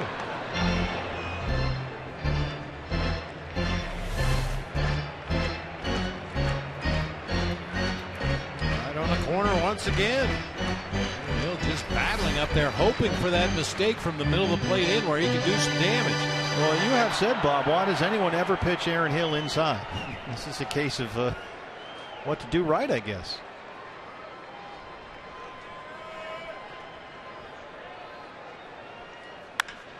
Drives that one to the gap in left center, and that gets down. It rolls all the way to the wall. Aaron Hill rolls into second, and he'll head for third.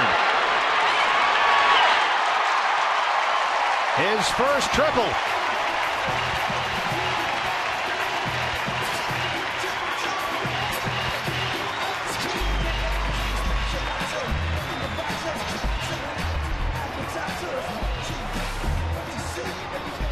Tries to go to that outside corner one more time. This time it's elevated up near the top of the zone. Aaron gets a better look at it and smacks that ball into the gap in left center. Very aggressive base running that time. No hesitation.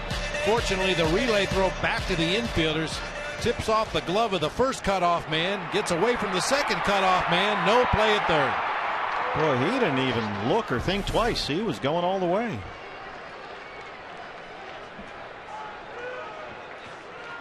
So a run 90 feet away. Martin Prado 0 for 2.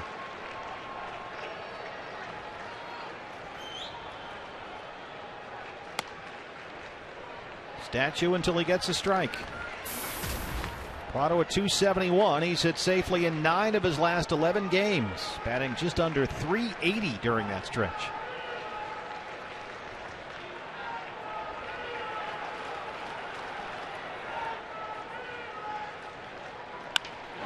Up the middle, Hardy is there. That'll bring the run home, and the Diamondbacks are on the board. It's 3-1.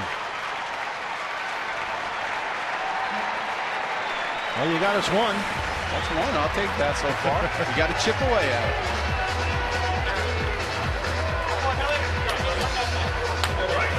For a good contact hitter like Martin Prado, a runner at third base in the infield playing back, that's about as close as a gimme RBI as you can get. Martin knows he can put the ball in play on the ground, on the infield, anywhere he wants. Orioles content to allow that run to score, trade the run for an out. RBI number 51 for Prado. Here's Gerardo Parra.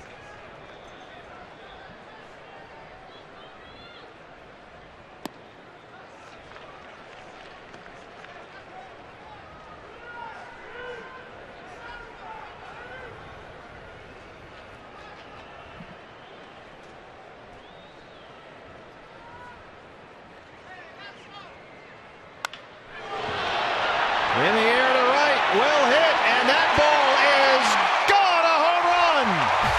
Gerardo Parra, his 8th, and it's a 1-run ball game.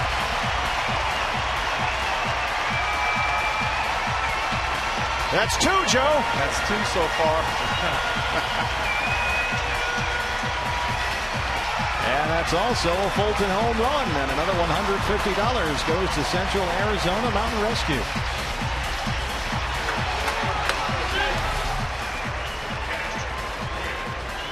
Parra knew he hit that one real high in the air to right field. Needless to say, that's a great sign. Diamondbacks are going to need Gerardo Parra to start contributing the way he did in the first half of the season if they're going to make a run at the Reds and the Dodgers in the playoff races. Rick Adair mound visit, and this is a perfect time to throw it to Joe Borowski. MLB.com at bat is the #1 source for live baseball everywhere you go. Available for iPhone, iPad, Android, and BlackBerry 10.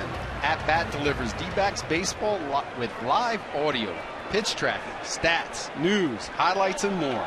Text at Bat to 31826 or visit dbacks.com for details. Nicely done, Will Nieves.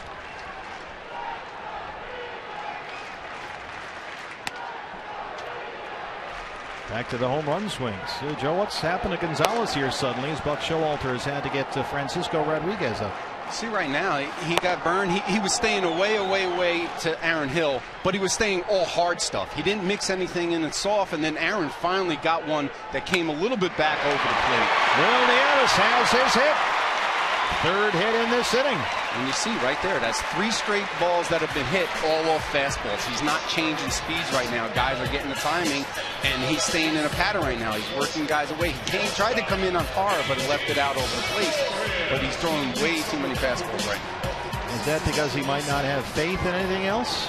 Well, sometimes you can't read his mind. Sometimes pitchers get a little stubborn, and they say, I'm going to get you out with my best pitch, my fastball. But sometimes you have to be a little smarter than that, and you have to think out there, and you have to pitch. You can't just throw. Here's Didi. Pitcher spot is up next, so the bullpen is busy for the Diamondbacks. Should Gregorius reach, Jason Kubel is in the on-deck circle.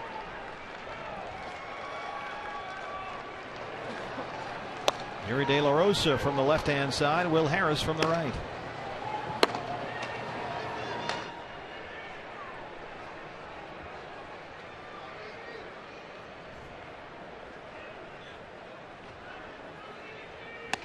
I don't know if this is coincidence or not. I get brought into the booth, and we get runs. I used to get brought in a game, and the other team used to get runs. Say, you go to Borowski late in the familiar. game, and it's instant offense. Eerily familiar. Well, it ain't broke. 2-0.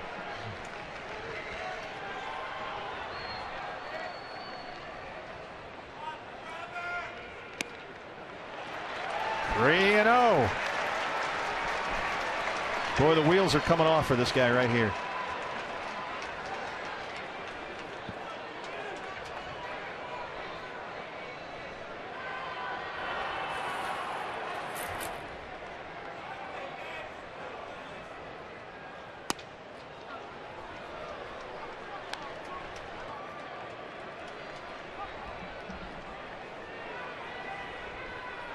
.95 pitches now for Gonzalez in the ball game. 21 in this inning.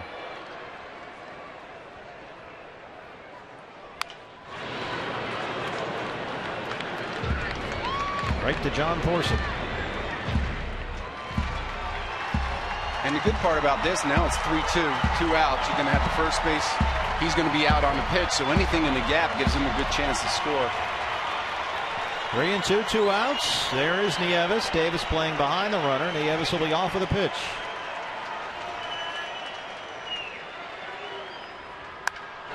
Didi lifts it in the air to right center. Adam Jones drifting near the pool. Phil, thanks. You'll see you in a post-game show with Todd. Let's get some more runs. Well, 2 so far. Gerardo Parra is 8th. It's a 3-2 ball game.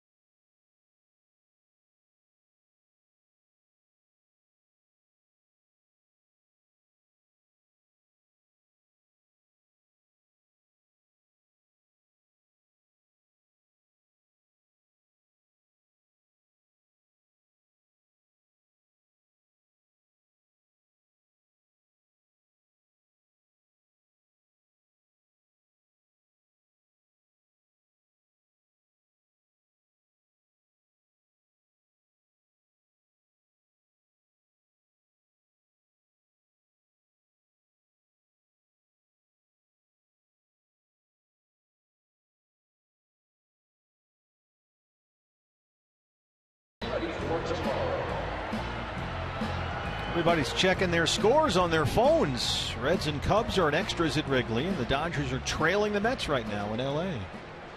What about the Diamondbacks? Time for our Chevron upcoming matchup series finale tomorrow afternoon. It's a matinee here at Chase Field. And how about this for a pitching matchup? Wow. Chris Tillman and Patrick Corbin. 26 wins combined.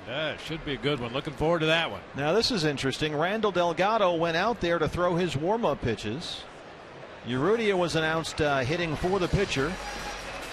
And now Kirk Gibson has gone to the mound. He will take out Randall Delgado. New pitcher coming in. We take a break.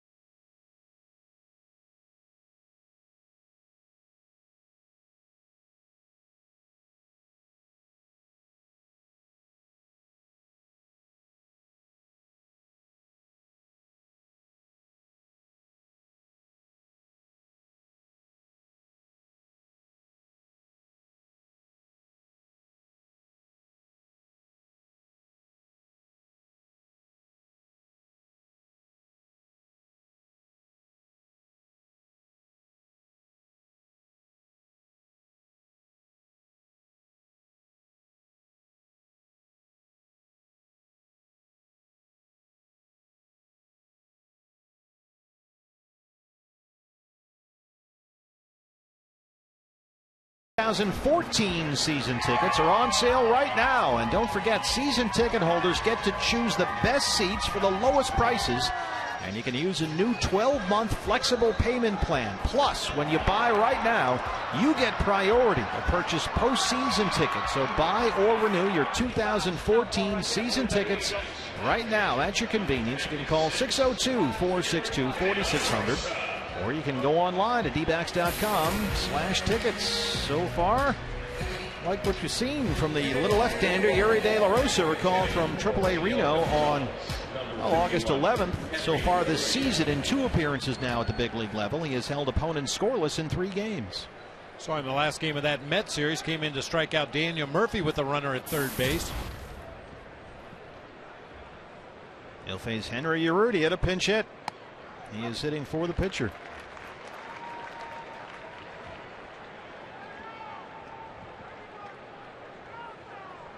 Saw him last night. He had a pinch hit single.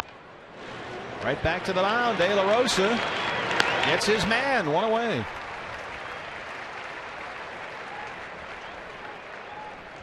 Another lefty due up, and Nate McLeod. Left fielder, Nate McLeod. Nate McLeod 0 for 3. He has hit in 6 straight games in 12 of his last 14. And he's at 281 on the year, but hitting almost 320 since the All-Star break. Drives that one to center field. A.J. Pollock. Oh, De La Rosa, 2 quick outs. Right-hander was warming. Manny Machado was coming up. We look to the D-back dugout. Third baseman, Manny Machado. Discussion, Charles Nagy, Kirk Gibson, Alan Trammell, the bench coach. How do you want to play this? Now, Machado's splits are just about dead even right left. Really doesn't seem to make much difference to him what pitcher's on the mound. 0-1.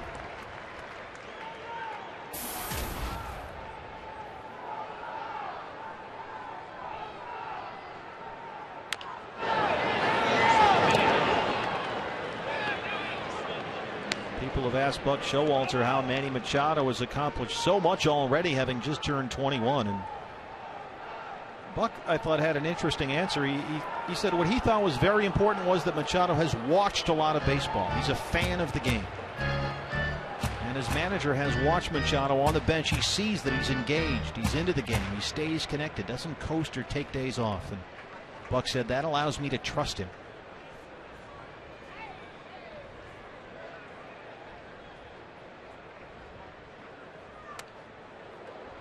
I think that's terrific. And so often you hear about these young kids and they don't know who anybody is. And they're great players from years beforehand, but this kid is a baseball fan.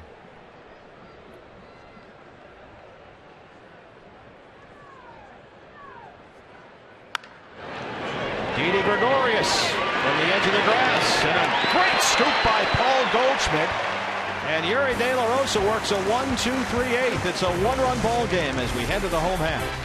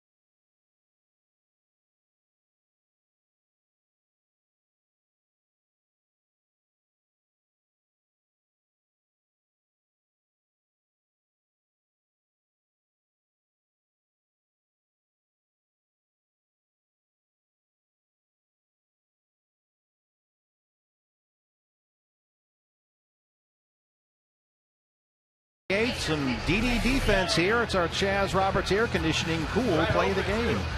Plants that right foot, fires across the diamond. Nice play on both ends. Paul Goldschmidt with a tough pick over there at first base. That's that in-between hop. He comes up with it perfectly, just in time to get Machado.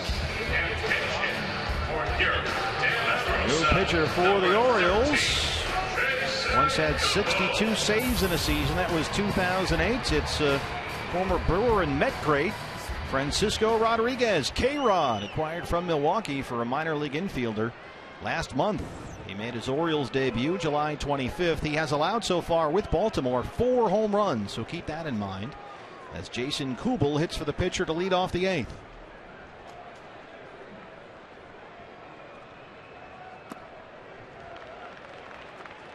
There's a lot of motion in that delivery. Still throws pretty hard in the low 90s with his fastball. Over the top curveball. Really good straight changeup. Jason Kubel 4 for 18 as a pinch hitter this year.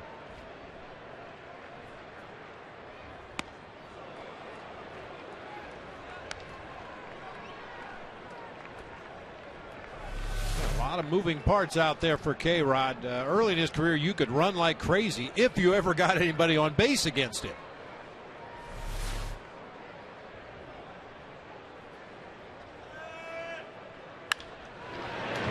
On the ground to second, Brian Roberts.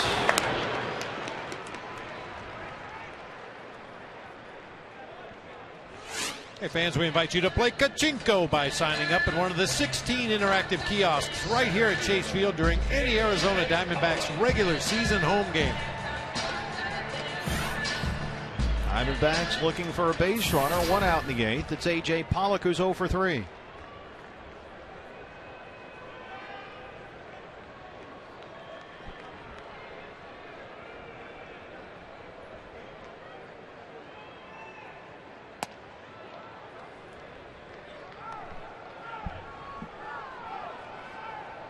Francisco Rodriguez.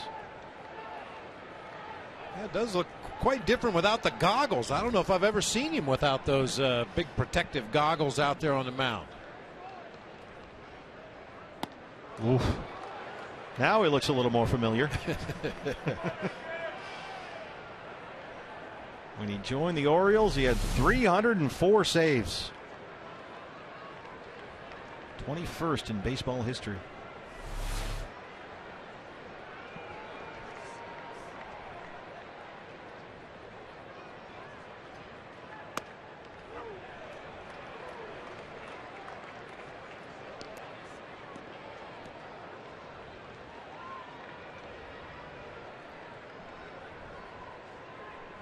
Still at 304.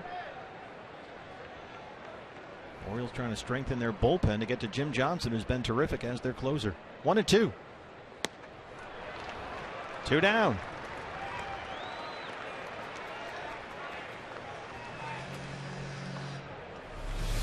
Very few pitchers can attack with the changeup the way Francisco Rodriguez can. He's got the ultimate confidence in that pitch. We've talked a lot this season about the arm speed really selling that pitch, and K-Rod does it just about as good as anybody in the game. Adam Eaton with a 5-game hit streak on the line. He's 0 for 3.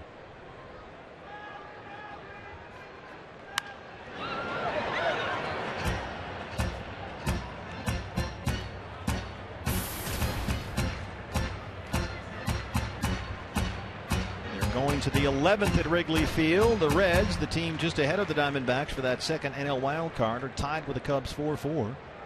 Dodgers have taken a 2-1 lead over the Mets in the 5th. Which one of the superstars for LA do you think was the bad guy tonight? Well, generally it's either been Mark Ellis or Skip Schumacher. Yeah, we went a little off the rails here. Nick Punto with a 2-run double tonight. The shredder. Me? You know, Ethier's not playing in that game. He has an injury. They haven't had Kemp for, almost the whole season. Hanley's out. And they keep finding guys to get big hits. Dodgers have not played this well for this long a period of time since 1953. That is pre-Los Angeles.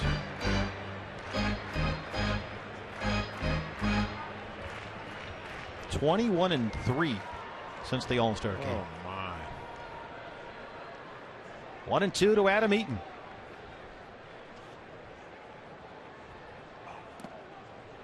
Blocked by Wieters. It's 2-2. You can get a runner on here with 2 outs for Goldie.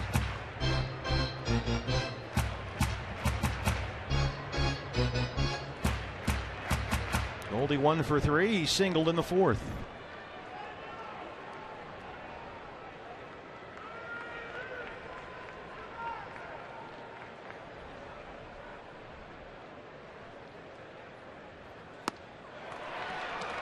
Two strikeouts in the inning for K-Rod. We will go to the 9th. It's a 1-run ball game at Chase Field.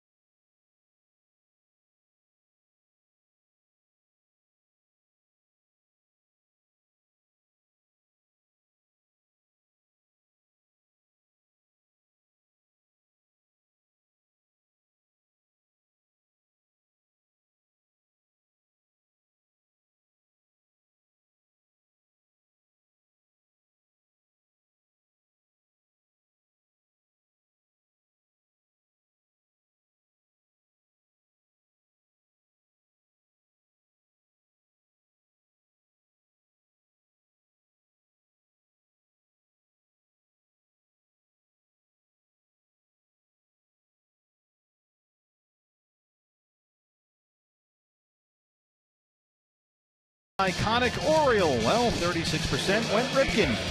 That was Bob Brenly's vote. Thanks to all of you participating in the AT&T Twitter poll, getting on the Twitter.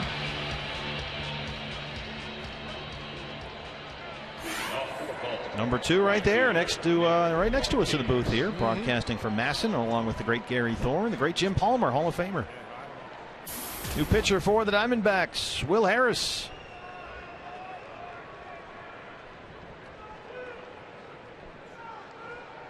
2-0 with a 1.84 ERA in his last 34 appearances. Nick Markakis leads off the 9th. Heart of the order here. Markakis, Jones, Davis, 3, 4, and 5. Markakis singled in the 1st, walked and scored in the 4th.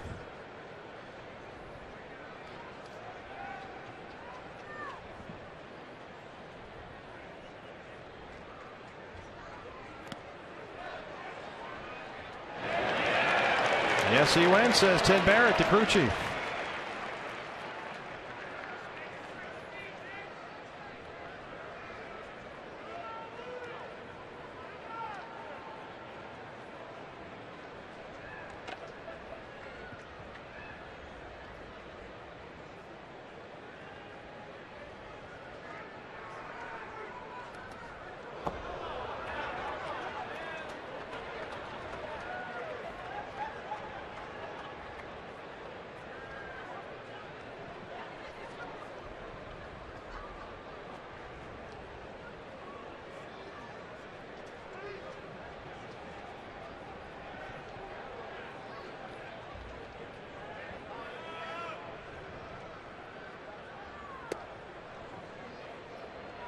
Two and two. Nick Markakis from, I never heard of this one, Young Harris College in Georgia. First round pick in the 03 draft, the 7th player selected overall. That's a new one for me. Yeah. Up the middle, Didi Gregorius behind the bag, bobbles it, and he's got no play.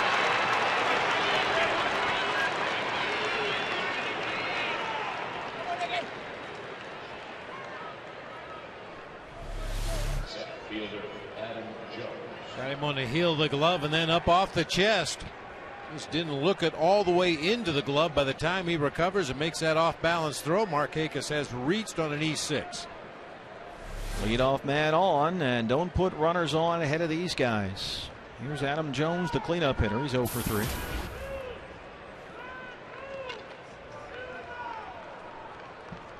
Oh, by the way, the Young Harris Mountain Lions. Nice work out of you.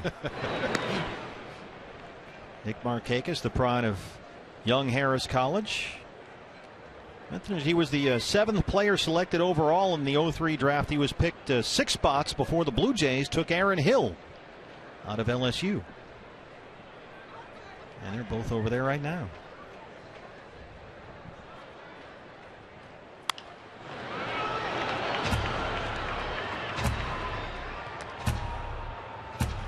We had a little fun with this trivia question in the booth throughout the course of this homestand.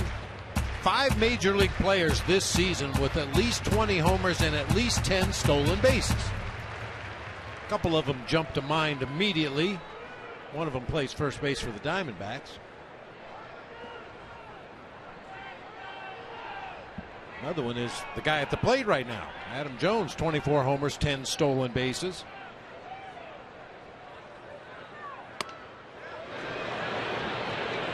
He did not go. Scott Berry at first. Carlos Gonzalez from the Colorado Rockies, 26 homers, 21 steals. Mike Trout, 20 homers, 26 stolen bases. Alfonso Soriano, that's the one that none of us got. Well, he can hit and he can run. Still can. 1-1.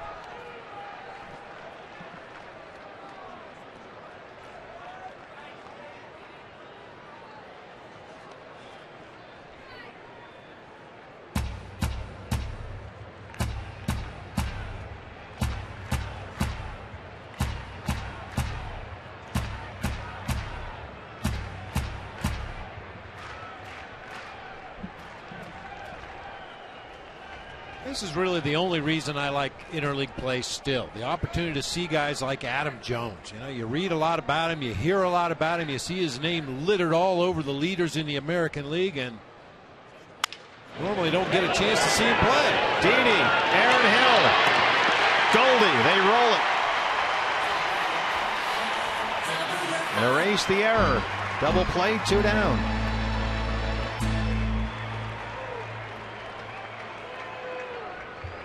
Especially fun when you get a chance to see him hit into double plays.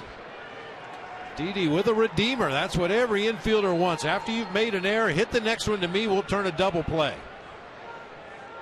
All right, Bob Brenly. The shift is on. They're moving for Chris Davis. And you throwing him anything here? He just waving 4 fingers. I think you go after him here. Nobody on base. But you definitely pitch him carefully. Up there's a good spot. You see Will Nieves kind of coming up out of his crouch that time. We saw what he can do with pitches down in the zone. Hit one to the opposite field last night against Joe Thatcher. Pulled one to right field tonight earlier in the game against Randall Delgado. Try him upstairs. He homered in the 4th, his 44th of the year. Another good spot up there above the belt. Diamondbacks in the bottom of the 9th will have Goldschmidt, Hill, and Prado 3, 4, and 5.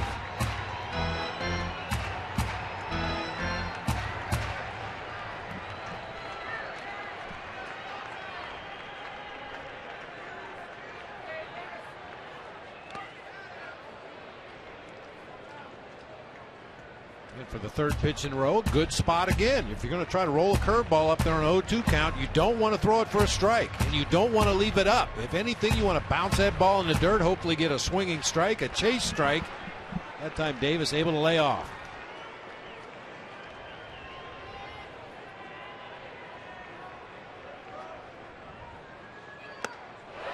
Huge strikeout there for Will Harris. He gets a double play ball and a strikeout, and will head to the bottom of the 9th with the heart of the order coming up for the D-backs.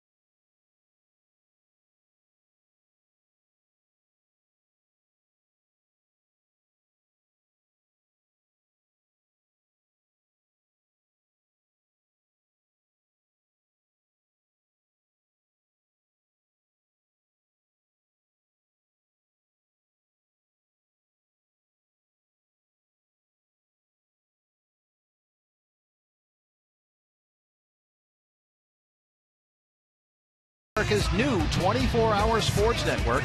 Fox Sports 1 will be your home for great live sports, all the news and highlights you want, and shows and specials that only Fox can bring you. Fox Sports 1 is coming in 4 days.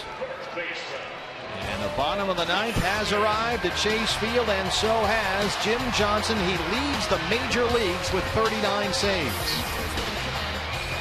You can make a lot of money betting people who leads the majors in saves over the last 2 seasons. The answer's right there, Jim Johnson. Hill worked to Goldschmidt, Hill and Prado 3, 4, and 5. Goldie 1 for 3. He singled in the 4th.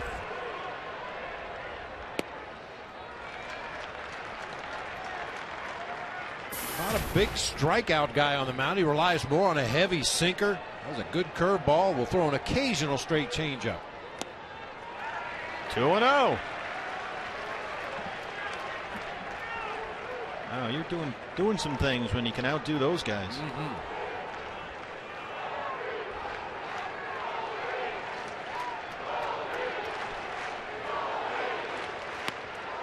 There's a strike, 2-1. Goldie hitting under 220 since the All-Star break. Rally caps in place. 3-1.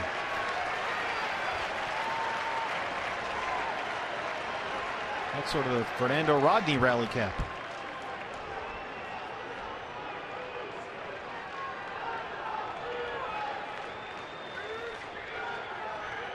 Paul Goldschmidt, well hit to left. We are tied.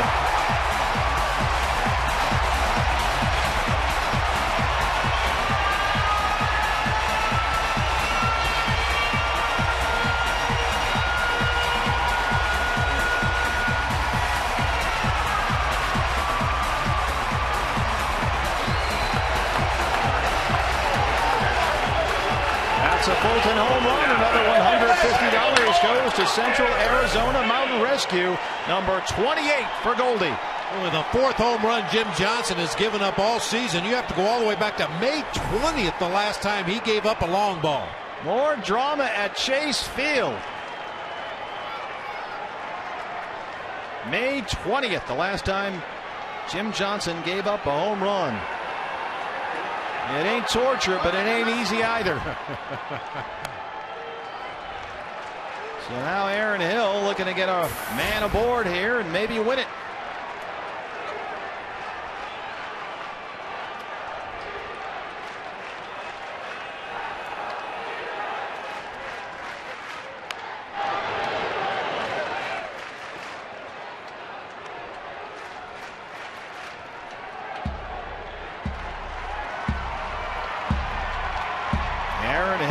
Over 410 this month. He's homered in 3 straight games. Goldie's 28th is tied it at 3. Here's the 2-1.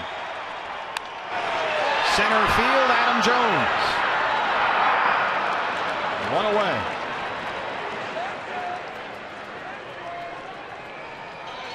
Must be a little concerning to Buck Showalter and their pitching coach Rick Adair when you have a power sinker ball pitcher on the mound. He comes into the game and gives up a home run and then a fly ball out to the gap in left center field.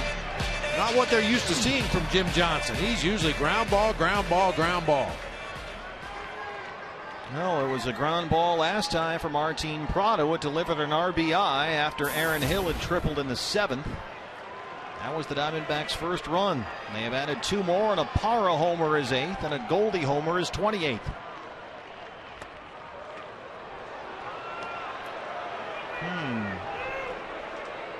We talked about him doing that last night. Yeah, that first pitch curveball kind of jumping out of the batter's box like it caught you by surprise, and then maybe look for it later in the at-bat. Jumps on that one, and he's got a base hit. Winning run aboard with 1 out.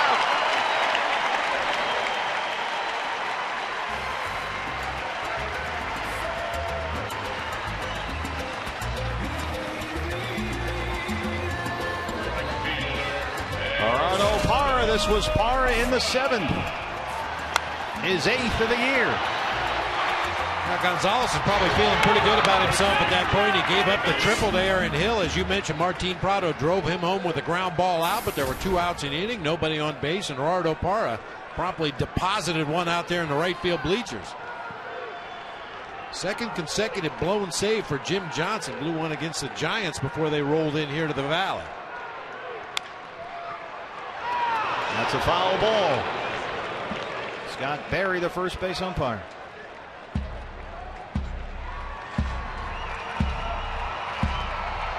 Another exciting night at Chase Field.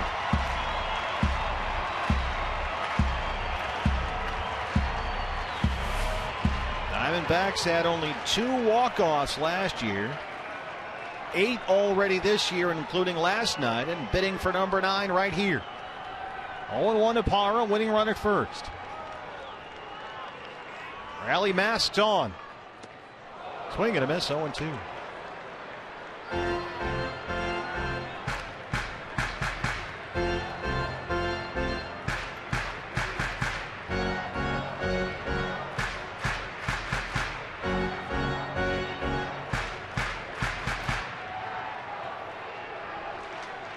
Three hard hit balls in this inning against the Major League saves leader,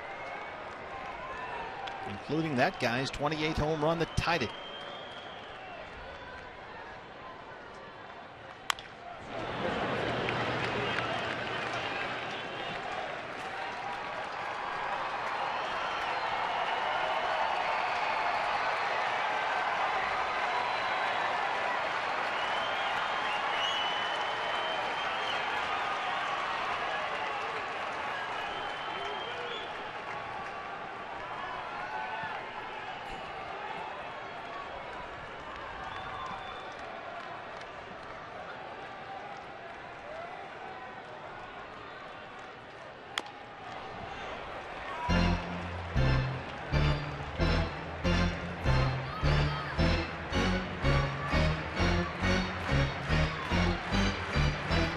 Back with you Friday on Fox Sports Arizona from PNC Park in Pittsburgh. Diamondback Live pregame show at 3:30. Afternoon game here tomorrow against the Orioles. That's a national TV game.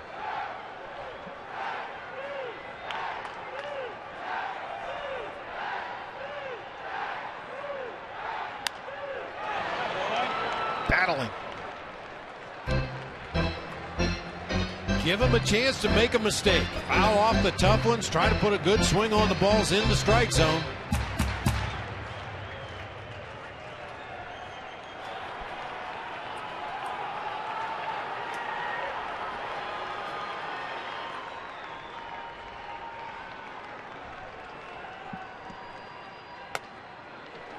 One and two.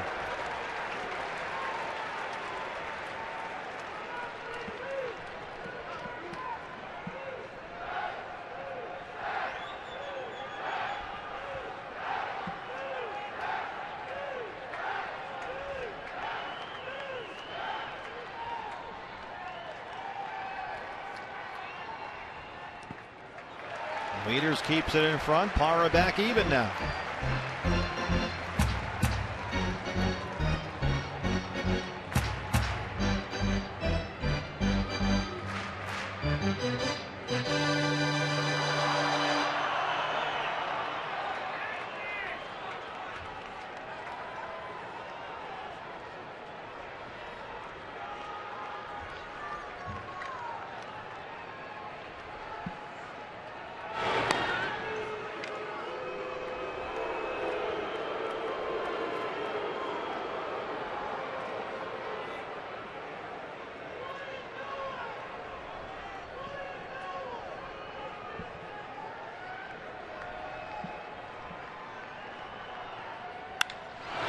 Center field, Adam Jones backing up at the track, at the wall, and it's off the wall.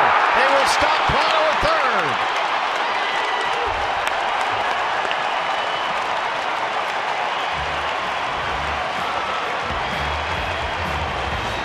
Third hit in the ninth against Jim Johnson.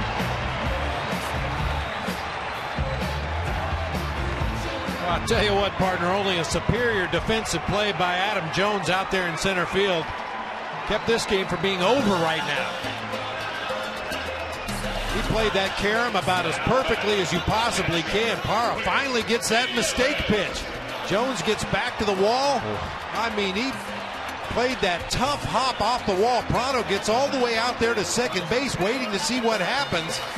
But Jones just played the carom perfectly, got it back in so quickly. Matt Williams had to throw up the stop sign at third. What a great grinding at bat by Gerardo Parra.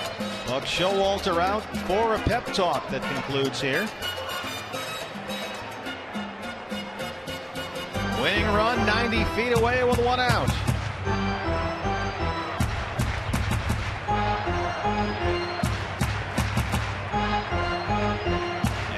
One of the offensive heroes from last night, Will Nieves, his first homer of the season in the 8th inning. And a chance to be a hero again right now. 1 for 3. He singled in the 7th.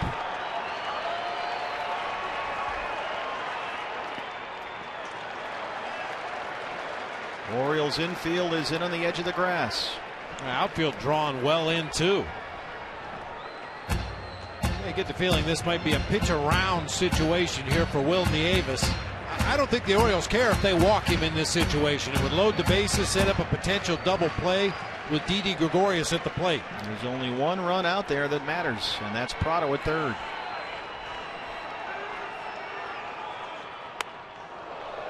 Two 2-0. Matt Davidson, helmet on, bat in hand. Gregorius is on deck.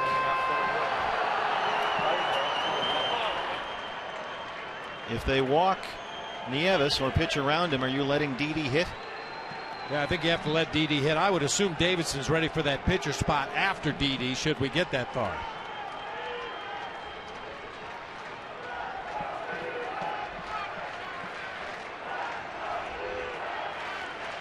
Kubel has already been burned. Pennington goes to Wish and Davidson on the bench. There's the strike, 2-1. Mike DeMuro, the home plate umpire.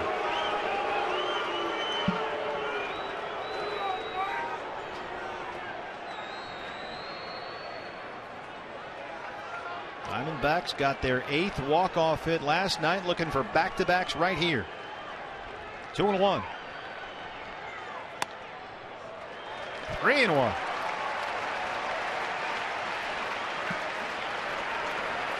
The return to chase has not been kind for the Orioles skipper. There's Gregorius on deck.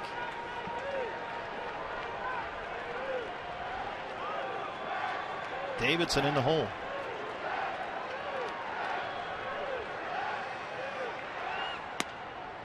Drops it in there. It's full.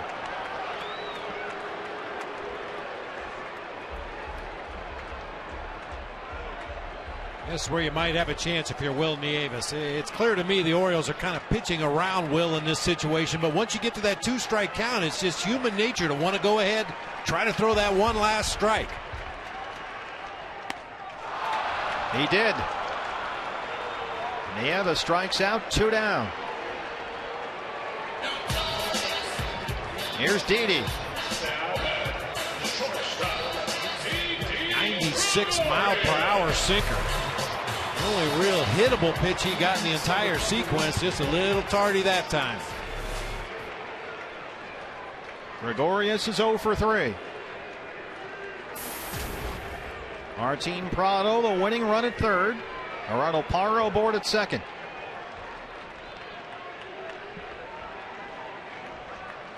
Diamondbacks have now out-hit Baltimore 8-5. There's the strike, 0-1. Matt Davidson is indeed out there on deck. He will hit should Gregorius reach.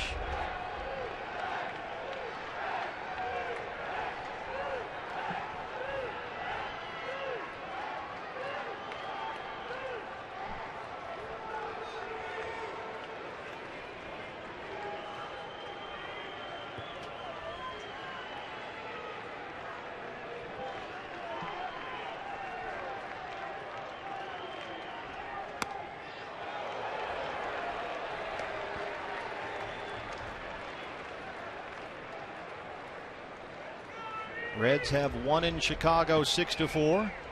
Dodgers lead the Mets 4-1 in the 7th. Diamondbacks trying to keep pace. 2-1. Well, that ball very nearly got through Matt Wieters back there behind the plate. I think he blocked that behind him. Looking at the stat sheet for the Orioles, it's kind of surprising to me that Jim Johnson has not thrown a wild pitch this year. A guy that throws a heavy upper 90 sinker and a nasty curveball. 3-1.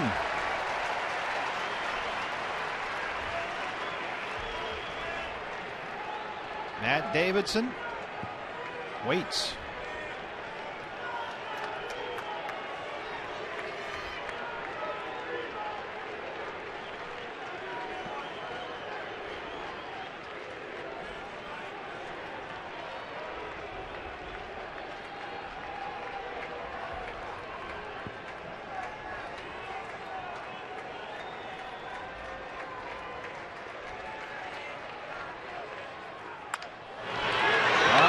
Second, Brian Roberts. Johnson strands 2, but the Diamondbacks get the tying run across on Paul Goldschmidt's 28th home run. And we have extra innings at Chase. We head to the 10th. It's all time.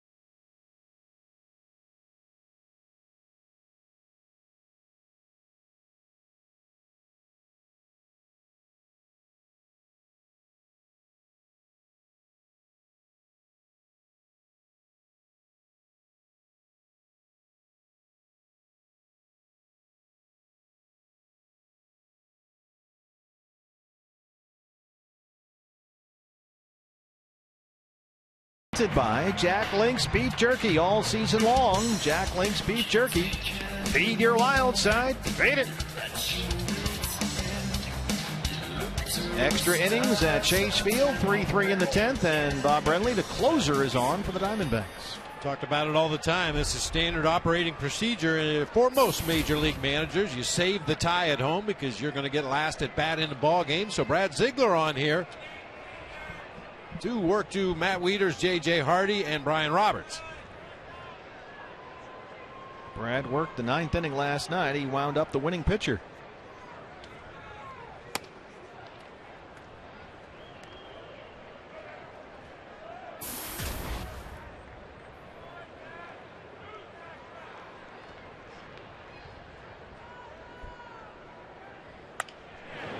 That one is dropped down the left field line and fouled.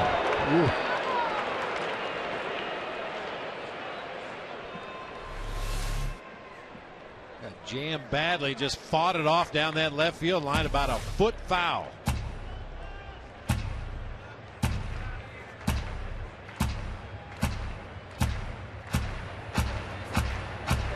Diamondbacks have been here before. Orioles just as successful, just not as often.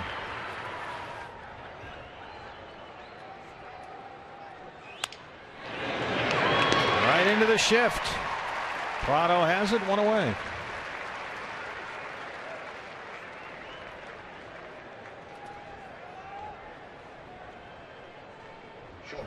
Just doesn't feel right.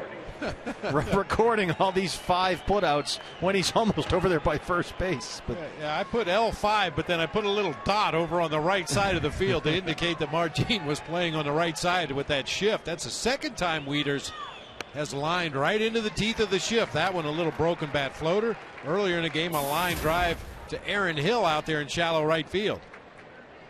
Remember, Aaron Hill threw Chris Davis out there from the outfield yesterday. J.J. Hardy. Up the middle, base hit. Hardy 2 for 4.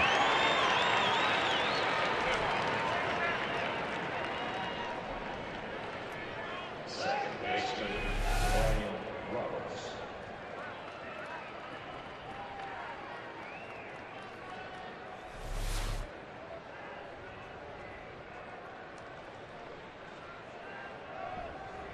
Brian Roberts singled in the 3rd, singled in the 5th. He's 2 for 3. He was on base 3 times last night.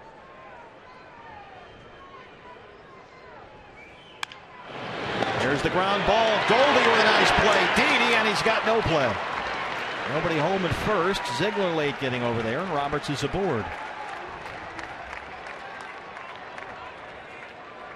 That's the play, Bob, that we saw Goldie struggle with last night. Yeah, just couldn't seem to find a handle. By the time he recovered to toss on to first base, it was too late. Didi was ready to make the relay throw, but nobody in position to take the throw over there at first base. Ryan Flaherty will hit for the pitcher.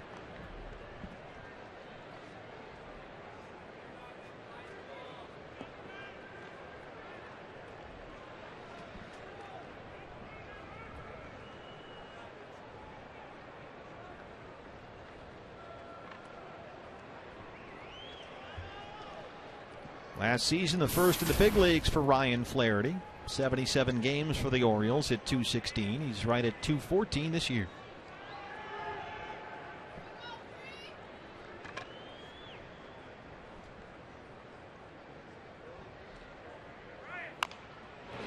Right back to the mound.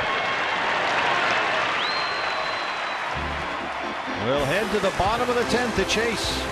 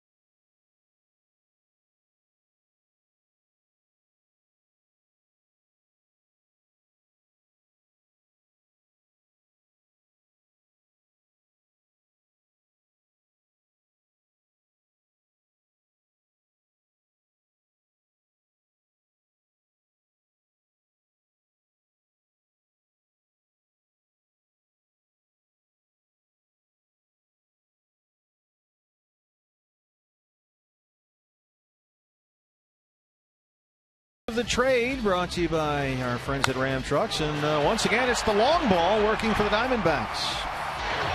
Morano Parra, his 8th of the year, that in the 7th, and then Paul Goldschmidt in the 9th, his 28th, tied it. And those are our Ram Trucks tools of the trade. Some big home runs last night, the ball game late, from Will Nieves and Adam Eaton. Tonight it's been Morano Parra and Paul Goldschmidt. And it takes us to the 10th, and the new pitcher for the Orioles, T.J. McFarland. He began this season in Akron, where he went 8-2, and since he's been in the big leagues, those are the numbers.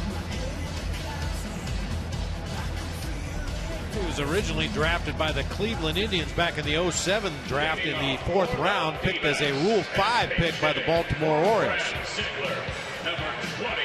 Well, Matt Davidson's got a chance to be the hero here. He walked and scored in a pinch hit appearance in the 7th inning last night, and he will lead off the 10th inning for the pitcher tonight.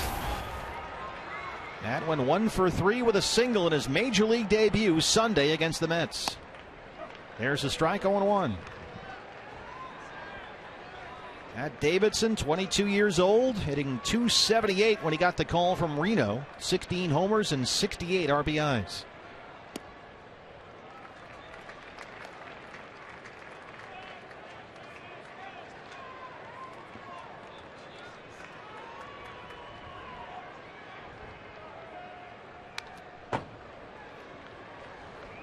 And Matt is a big dude up there at 6'2", 225 with a big swing.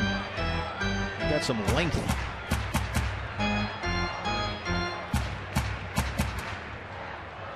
Diamondbacks first round pick in the 09 draft, the 35th player taken overall.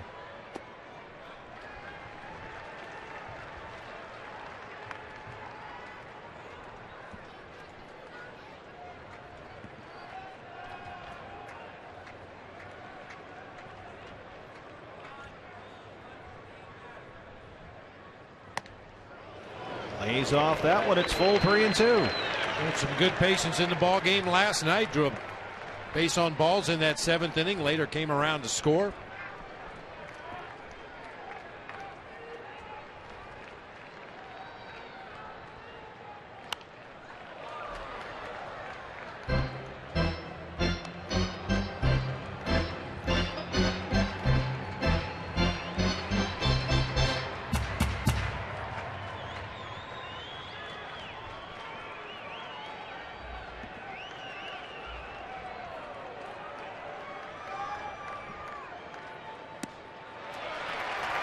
Winning run aboard in the 10th.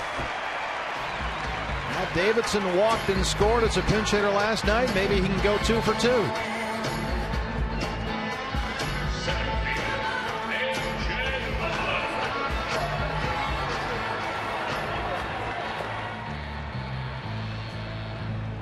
A.J. Pollock.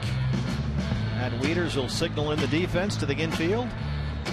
And we're set to go. A.J. 0 for 4. He struck out his last time up.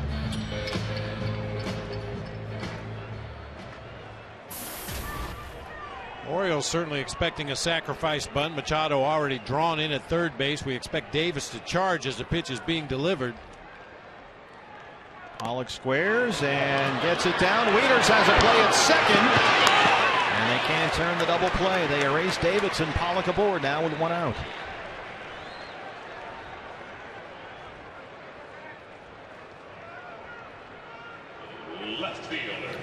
Adam Eaton's up late in the ball game, and it's tied. Where have we seen this before? Oh, it was last night.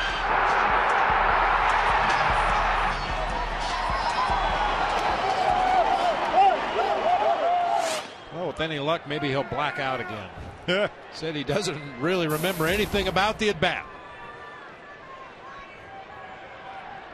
Winning run on first, 1 out.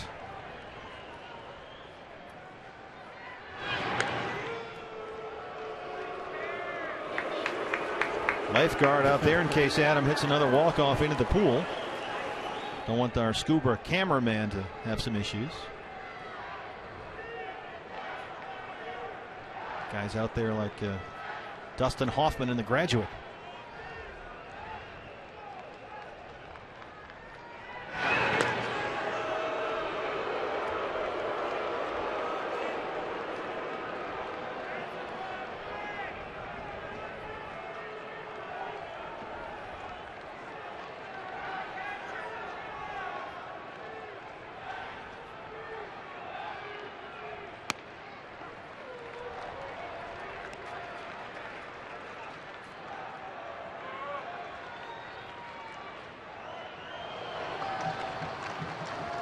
Heath Bell watching.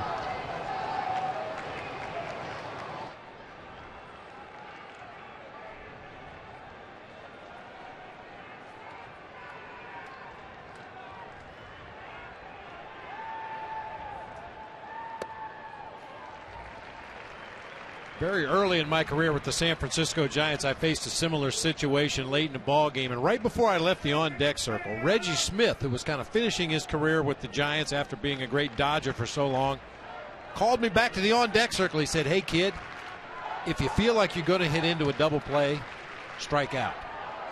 Dead serious. And I turned around and walked the plate. I had no idea what does that mean, but in this particular situation, you'd much rather strike out than hit into a double play, because Paul Goldschmidt standing in that on-deck circle. Now, I think he was half facetious, but looking back on it, he was half serious, too. Helpful, but not necessarily inspiring. Yeah. Really? Go get him. Veteran knowledge, you just absorb it like a sponge. That's right. Take as much in as you can.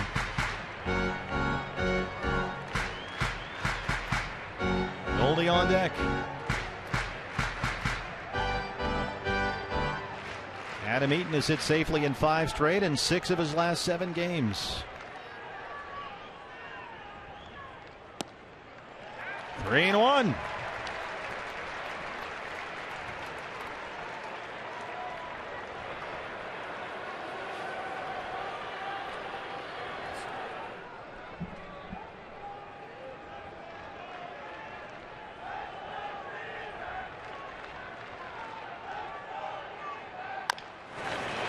On the ground to Roberts. Hardy. They turn it.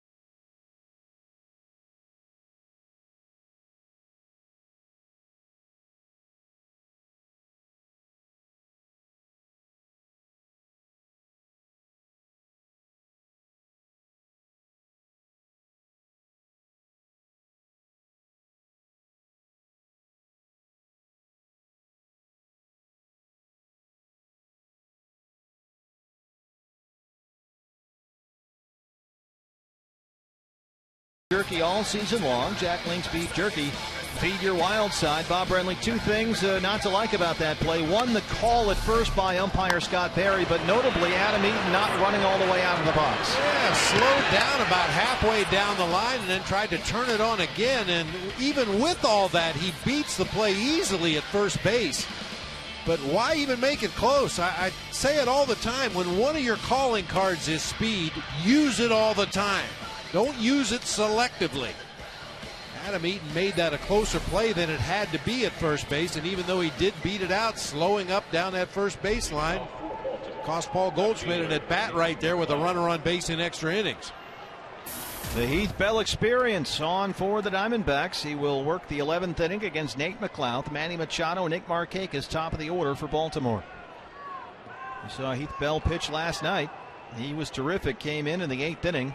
Needed a big out, and he got it. Retired J.J. Hardy. He faced only 1 batter.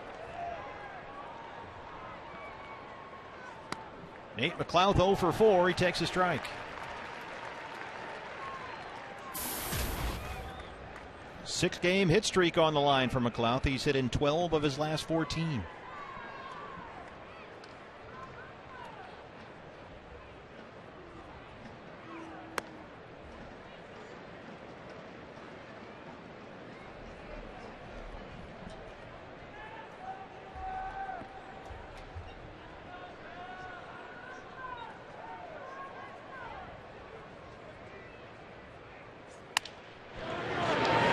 Fair ball, Paul Goldschmidt. One away.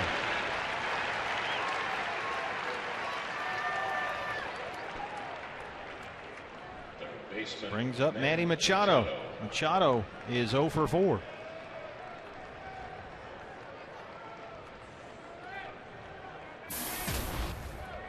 Diamondbacks have done a pretty good job with Manny Machado, leading the major leagues in doubles. He was 1 for 5 last night, so he's 1 for 9 in the series. Drives that one to center. Adam Eaton. A.J. Pollock, second out.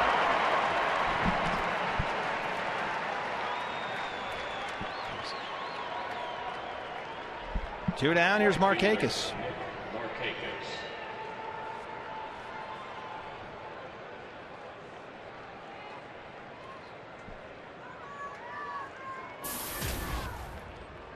Markakis singled in the first, walked and scored in the fourth. Reached on an error his last time up.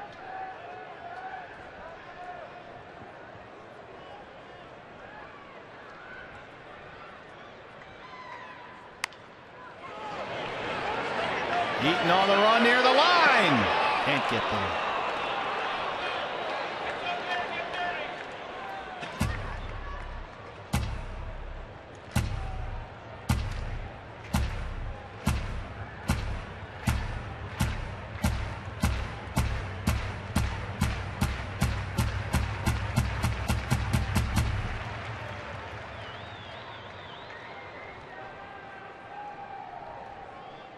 That goes without saying. This is where you would like the inning to end, right here with Nick Markakis. We got the home run hitters due up next in Adam Jones, followed by Chris Davis. Martin Prado, and it does end right there. Heath Bell works a 1-2-3 11th home half coming up.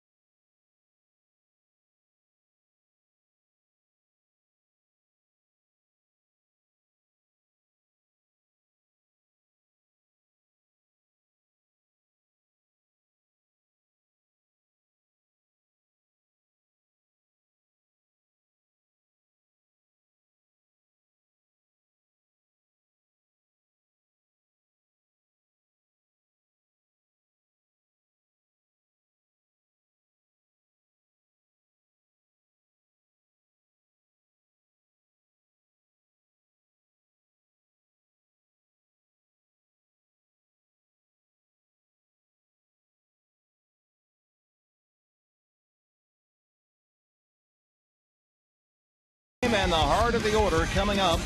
Started with Paul Goldschmidt, who's hit some dramatic home runs lately. This was Friday against the Mets. A walk-off by Scott Atchison.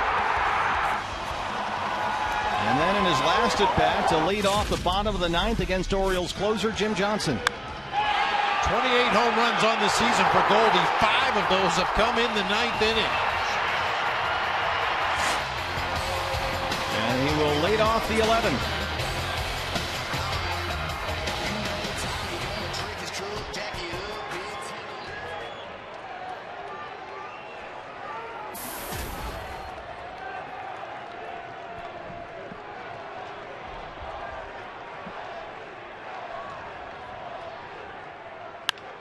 Drives that one to right field. He did it again.